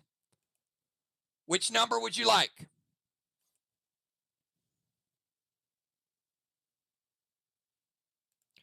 Crimson, go with number 8. Oh, man. Oh, right there. Y'all can come in from here. Look at that. Sly Shaw right there. Come on down. She's going to disappear. All right. After Crimson, Trigger. Give me a number.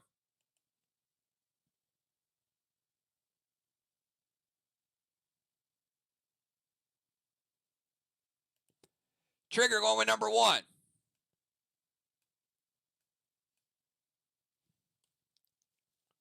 Ron, you have 8 land shards. Ron, you have 8. Which number would you like?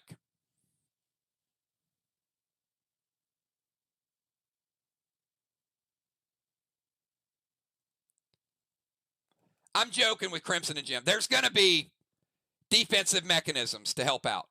So you're closer, but it's not as easy as just bull rushing people. There's a strategy to it. Ron says number 6.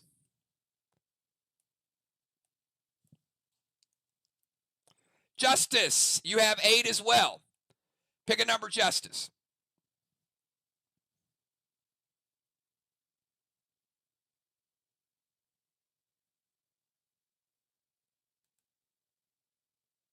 Justice going with 5. I mean, you'll see something really cool in a minute. Just, you guys own this land. This is going to be your plot of land that you develop. This is like the first step of some really cool stuff. Kat, you're up next.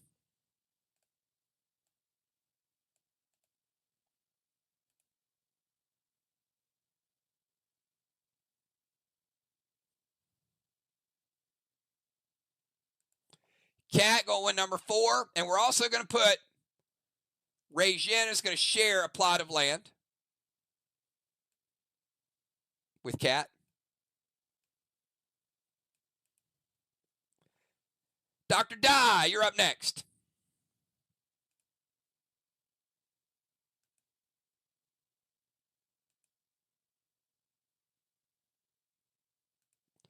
Dr. Dye going with 2. All right, we're going to put J-Law.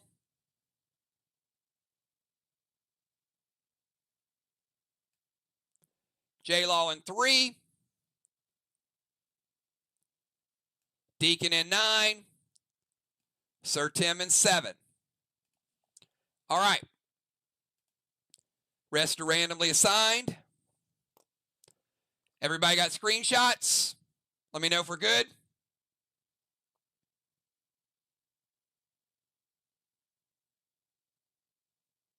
All right. We're good.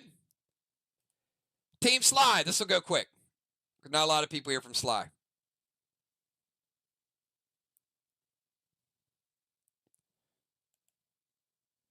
Craven has the most at 23. Craven is not here, so we'll skip Craven. Dimes, you have 22. Actually, do me a favor. Everybody from Sly, give me a 999. Let me see who's here. All Sly players, give me 999.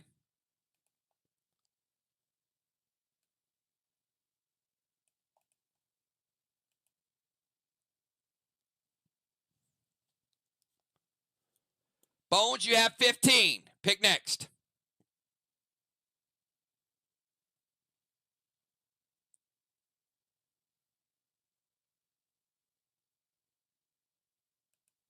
Number 9.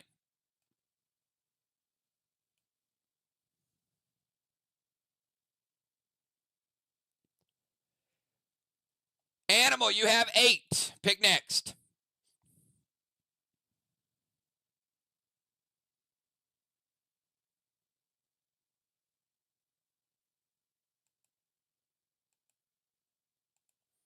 Football, you have 8. Pick next. Animal wants to be right here where the action is too. I love it.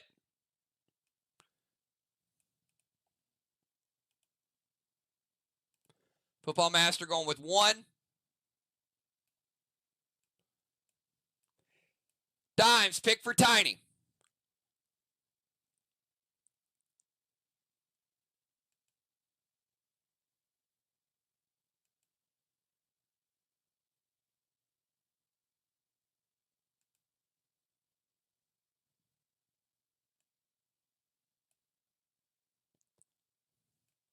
Give Craven 7.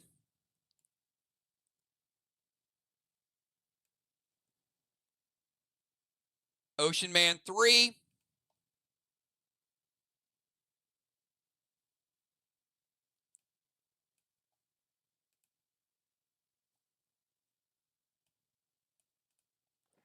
And 5 and 8 vacant.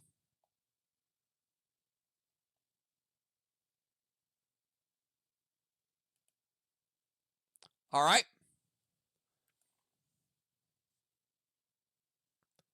And we'll address that a little bit later on. But I'll get to that in the next segment. All right. And Mir. Everybody from Mir, give me a 999.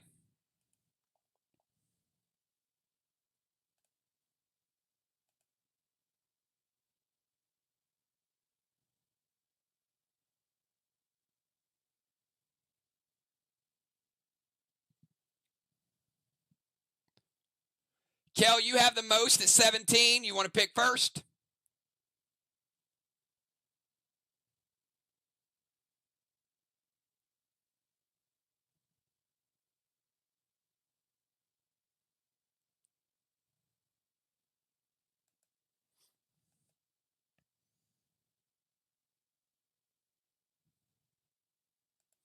Kel going number 6. BW, you have the second most at 14. If you can pick.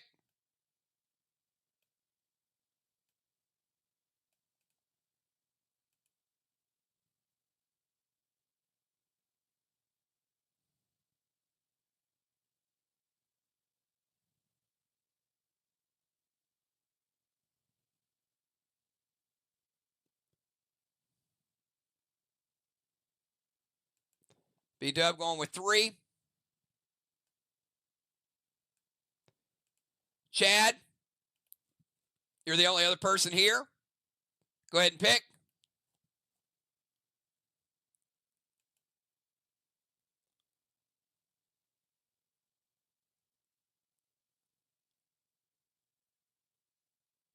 Chad picking 9.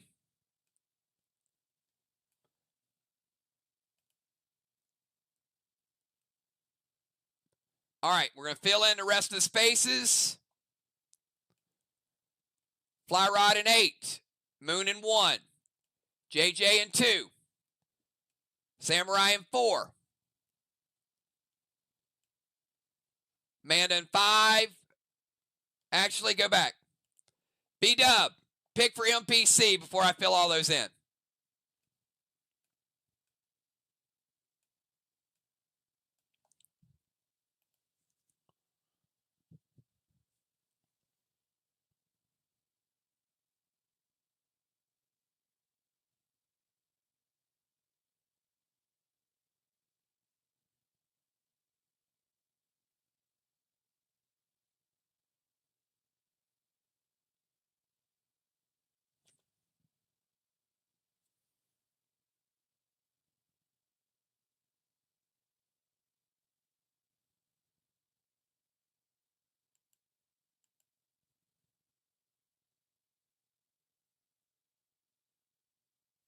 Oh, we might have lost her. B-Dub, you still here?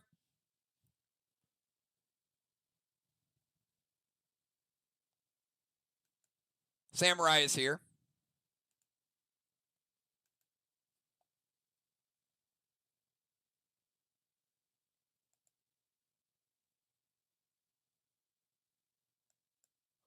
All right. Put MPC at 4, Samurai at 1, and we'll fill in the rest. Up. 5. Okay, 5's good. There we go. All right, 5, and then Fly Rod at 8. Moon at 2. JJ at 4. Amanda at 7. All right, everybody screenshot so you know where everybody's zone is.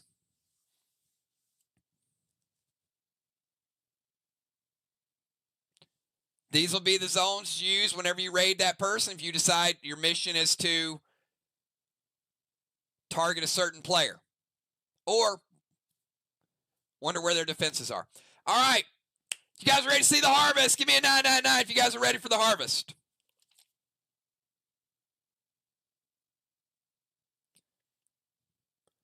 Then we got about 6 more awards to give away. This is probably one of the biggest things that we've ever rolled out. It is a combination of farming resources and opening boxes and cool stuff. So, everybody has seen potentially your plot of land. You don't own that land yet because Well, the Legion of Lords does. So you got to get it back. But my hope and expectation is that you will have that back by April. So once you do, you will have an individual plot of land. It's going to look a little something like this. Hit it. All right. This is your little quiet abode. Okay? On the outside, you saw those big, big maps. But when you drill down, this is your little cabin or your cottage. Y'all know what I'm talking about because you've gotten castle strike items.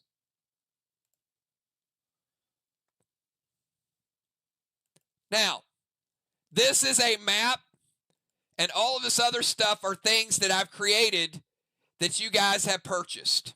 Okay? So you see the little red arrow right here. That's a sawmill. If you don't own a sawmill, it would look like this. It's gone. Wow, look at that. So this is isometric. This is not something that just happened. This is something that, it's a map that I created based on what you guys own. How cool is that?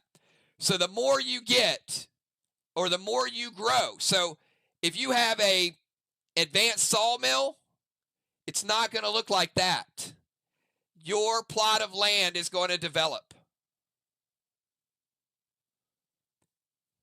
So you get a nicer sawmill, we'll replace it. If you got a little forge over here, what if you have an upgraded how? Oh, wait. Where'd it go? Where's my cabin? Maybe I'm building a cottage. Maybe I'm building a house. I'll give you a cabin back. All right. There are 5 stages of these items that you guys have started to purchase or that you own in Castle Strike.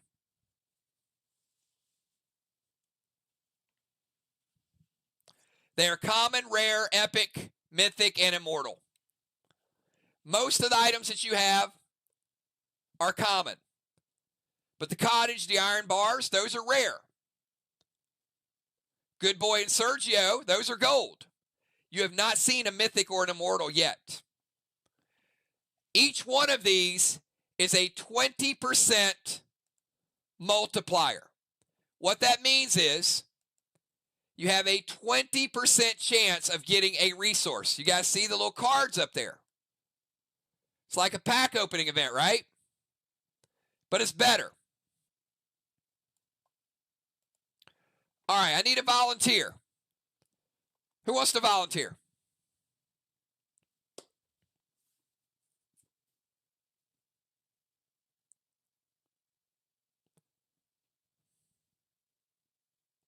Okay, this is for sample only, okay?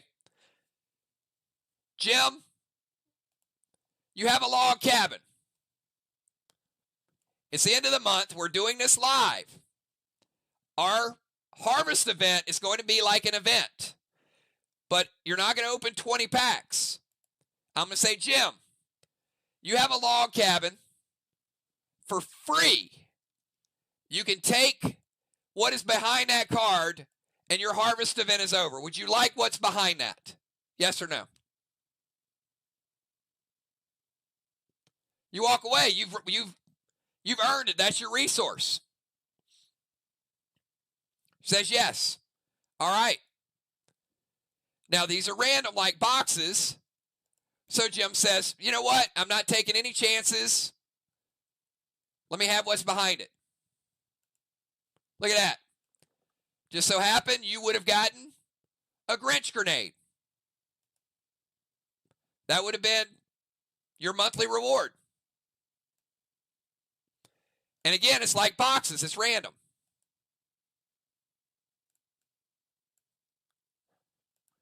I need somebody riskier than Jim. Crimson, are you risky? Let's see if Crimson's risky. I saw she typed me. I saw Busy. I see Chad.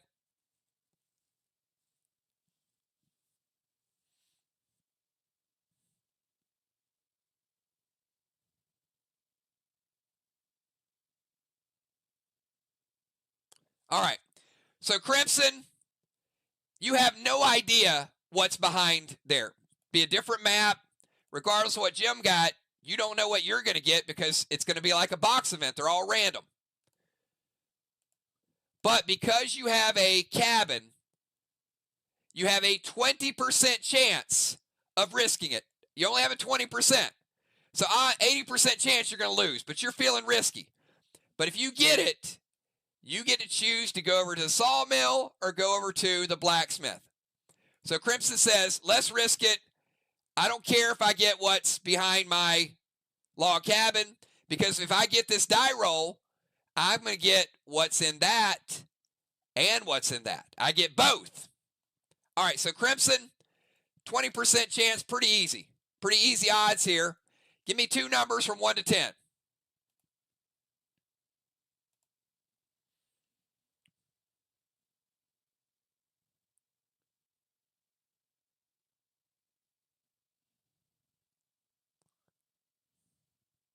She says 4 and 8. If it is a 4 or an 8, she's going to advance. It's 5. All right. Crimson, that was her harvest. She got nothing. She's like, hey, I gambled. I didn't get anything this month. Let's say one of those numbers came up. Crimson, let's say it was a 4. Now I'm going to give you the option. You want to go to the sawmill or you want to go to the blacksmith or the forge? Which one you want to go to?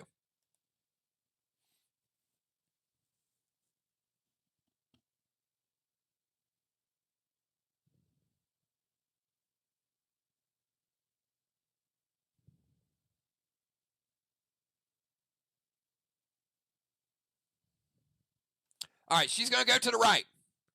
Okay, now she's already gotten this. She owns what's behind there. All right, now let's say Crimson has upgraded her forge. Okay, she still lives in a log cabin. She didn't get to upgrade that yet, so that's why it was 20% chance. But let's say she's upgraded her forge twice, and her forge is epic. It's gold. That means she's got a 60% chance. So, Crimson, we got one of two options here. You can walk away and take what's behind here and what's behind here because you earned that die roll. But you've upgraded this one. Now, if you didn't upgrade it, you'd only have a 20% chance, so it would be a bigger gamble. But you've upgraded this, so now you got a 60% chance of advancing. So you want to walk away and take those two items, or you want to roll, and you got a 60% chance of moving over to the pond, and then you would have all three items. She's going to roll. All right, let's say, just for argument, Crimson chose 1 to 6. All right, 1 to 6. So if it's a 1 to 6, she advances again because 60% chance. It is a 8. She would have picked 8 anyway, but it's an 8. She would have just lost these two, but she would keep what's behind the initial thing that she won. But if she would have gotten that right, now she potentially could get all three. And if you clear the map, you could get a bonus item that's going to be of even higher value. So the idea is to upgrade, play the odds, get the resources that you know you can get, or roll it sometimes. But if you upgrade, you'll have better die roll chances. So that, everybody, is the forge. Harvest, and that is the forge we just saw. But you can continue to kind of go around the map, and then, you might get that, and you might get a health tonic. That could be 2, and maybe the next one. You went back here, you got a wicked chest. Then you went to the pond. You might have gotten 5 kills tokens. Then you go to the mine. Titanium ore in the mine. You're on a roll. Keep rolling. Oh, legendary signature. So you continue to grow, continue to gamble, and that is going to be our monthly reward program. And we're going to do this where we do it live, and you guys play a part of it and continue to grow it more and more and more. All right. You guys excited about the harvest?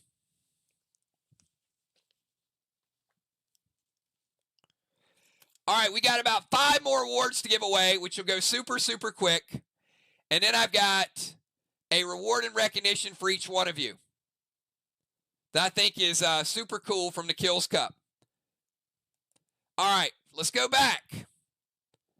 About 15 more minutes, everybody. Bear with me. It's just the rules, the regulation, the new updates took a little bit longer. But we're going to start out. Next award is the Hendricks Award, and this is the person who has lit up the 9th Watchtower the most times, bringing home even more hardware. Oh, my goodness. JJ. JJ with her 3rd official award, her 4th, you want to count the dancing award. Congratulations, JJ.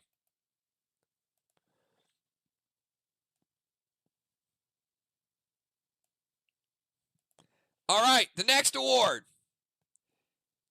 is the Arsonist Award. These 2 players tied with lighting the 6th straw man the most times. We got a tie for this one. It's the twins, Craven Light and Crimson Tide, sharing the Arsonist Award. Congratulations.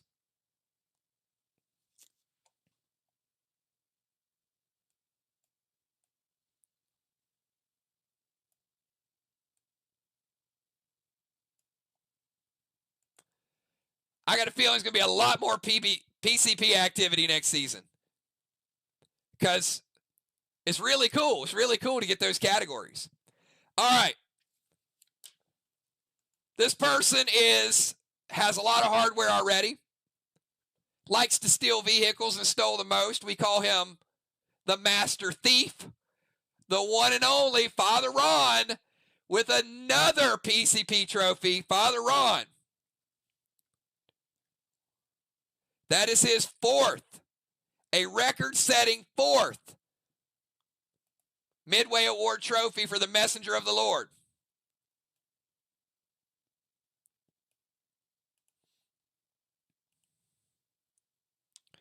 All right, and this person barely squeaked out this category. They were neck and neck. But this is the Deadeye Award. This is the person that shattered the most Dragon Stones, beating Kel by 1, is Craven Light with his 2nd.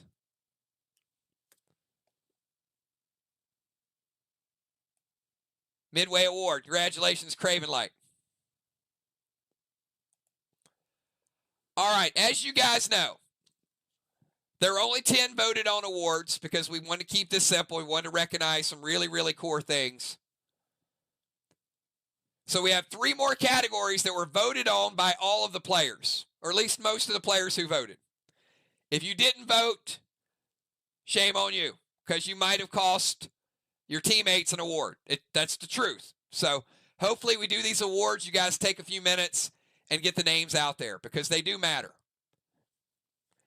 This award is the best legendary play of the season. We got on the podium Cat's Voyage.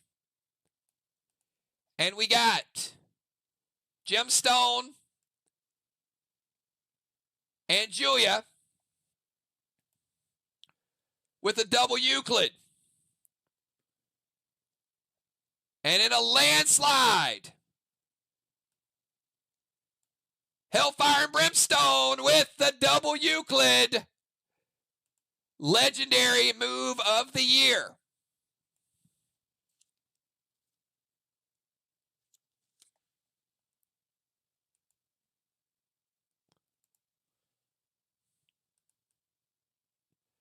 All right, 2 more awards.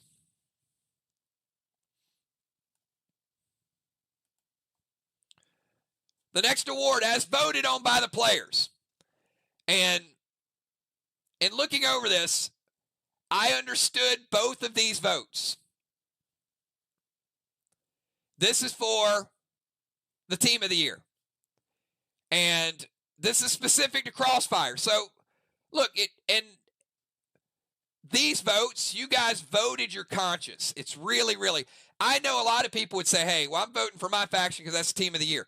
But there were some people that were honest and said, hey, you know, I like what they did, or they were hot at the end of the season, or, you know, we might be the best group overall, but this season, these 2 teams got the majority of the votes by every faction.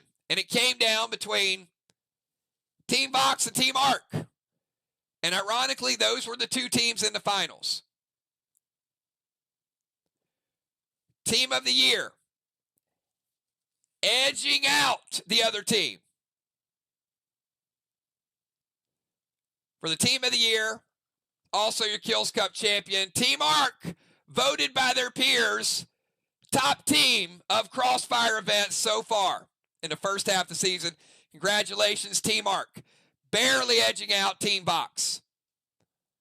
And I could have understood either one of those. If Vox got team of the year without winning the Kills Cup, I fully understand it, because Vox, after the first few weeks, Vox was amazing as well. Both those teams played at a super high level. But there's a lot of motivation with Sly, a lot of motivation with Mir to get that award. But this time around, it was Team Arc. And the final award we're going to give away before we recognize a couple other things is similar to the MVP award. And because it is a mid-season award, we call it the most outstanding player, as recognized by all of y'all. Y'all play, y'all see the games, y'all know who you defend against, who you worry about, all of those things. This came down to 3 players for the most outstanding player award in this year's Midway Awards. Father Ron, the Assassin, and Cat were the top 3 vote getters for most outstanding player. And I'm pretty sure all 3 of these have been MVPs in the Max Awards, right? Former MVPs. So it's not new ground.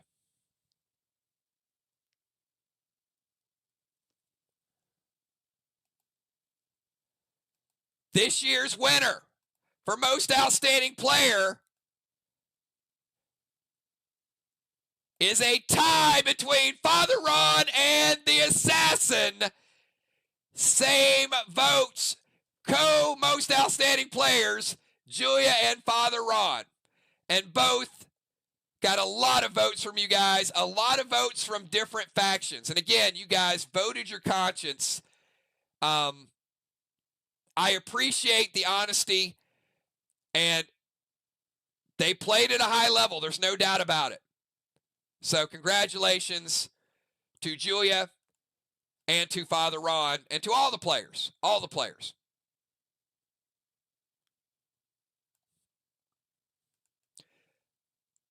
All right, I got one more thing to show all of you guys. I got a little award. I promised you guys we were going to do something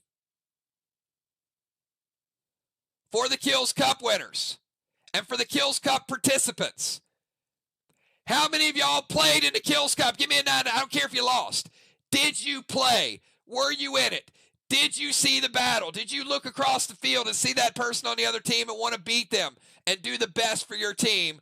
Give me a 999 if you went out there and you gave it all you had to try to take home that championship trophy. Because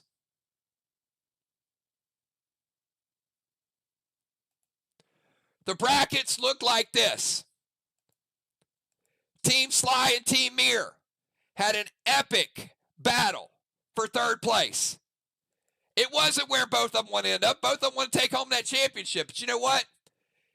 They lost in the first round. They went back and they said, we're going to try to beat the other team. And they played their butts off the second time around. Team Mirror, every one of your players that played in the Kills Cup is going to get 15,000 dead dimes for competing. And you're also going to get a brand new item called a Harvest Charm.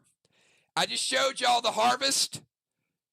So if you've got that 20% die roll and you spend this Harvest Charm you just got, it'll add 5% to your die roll. Now you can't double dip them, but that could be the difference between a 50% roll and a 55. We'll round it up to 60.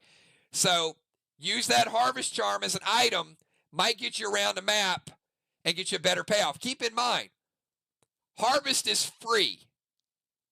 You get a free harvest. I know you guys love your box events and buying those packs, but you're going to get a free resource. And if you go all the way around that map, that's going to be pretty legit. Team Sly, you guys pulled it out against Mirror, finished in third place. We're giving you guys enough to sign up for your own pet battle. Team Sly, 30,000 dead dimes for each one of your players that played in the Kills Cup Award. And you are getting a red Harvest Charm. That is a 10% increase.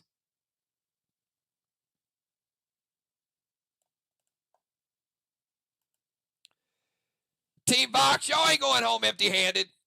You were right there in the finals trying to take down Ark. They had a great regular season, and you guys didn't back down 1 inch. 60,000 dead dimes, everybody in Team Vox that played in the Kills Cup, and you get a golden Harvest Charm. Ron, Trigger, Die, Justice. That is a 20% increase onto your die roll. So, Ron, if you like to be risky, use that, and that'll add 20% to the building. If you got a Mythic Buildings 80%, you use that. That's 100% guarantee. And Team Ark, what can I say about you guys? You guys were as good as any team we've had. You put it together. You definitely have a big target on your back starting this week. But you guys knocked it out of the park. 120,000 dead dimes for all Ark players who played in the Kills Cup tournament. And you also get a golden Harvest Charm, the Kills Cup trophy, and something pretty special that I had custom designed for all of y'all by our chief map maker, Busy Bee. You get a custom map to use in the Asylum. It is beautiful. Here it is, the Ark Kills Cup Championship Edition map. Each of you will get this. You'll be able to upload it on the portal. You'll be able to put it in your room as your decoration. And for the remainder of the season, you'll be able to use this map, gold and blue, to signify the Kills Cup Championship. And if you guys like the Kills Cup Championship, go out and win the Asylum, because the Asylum is going to be awesome as well. So if you didn't finish first place, you got all the incentive, all the motivation to go out there and take that championship for yourself. And the last thing I'm going to show you is brand new. This is a different trophy wall. This is the Midway Award. So all of those awards that we announced are permanently up here on this wall. 2 more people I would like to acknowledge and call out. Kat was our grand champion in the Pet Battle Pro Tour. Congratulations to one of our grand champion. That is a yearly tournament. It is not easy to win a grand championship. So congratulations to Kat. So Ark winning the Kills Cup, It's been almost a year since we had a tournament. That's the first tournament we've had in a year. Kat, congratulations to you for winning the Pet Battle Pro Tour.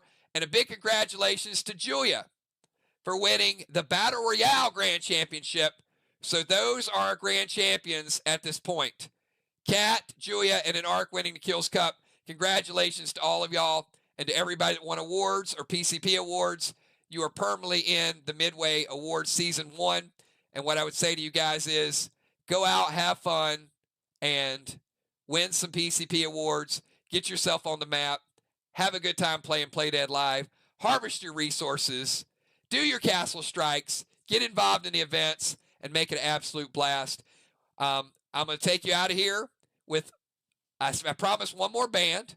So we're going to play a little song by a band called Nerd. If you guys had a great time tonight and you want to show love, you want to show support for 999, for the channel, for all the winners, for everybody that plays, for the people who showed up tonight, then type it in chat right now. Here it is, everybody. This is a band called Nerd, and I will sign out, and that's all we got for you guys. I'll see you tomorrow night for Pet Battles. Sign up. Send me your request. Hey, you got 20, 30, 40, 50,000 dead dimes. RSVP. So you can get in that Pet Battle Pro Tour. You never know. You might win it. Kel won it in January. She won the second Fire Lake. Julia's the defending champion for Burning Steps. So Kel will be defending the monthly challenge, and Julia will be defending the yearly challenge. Have a good night, everybody.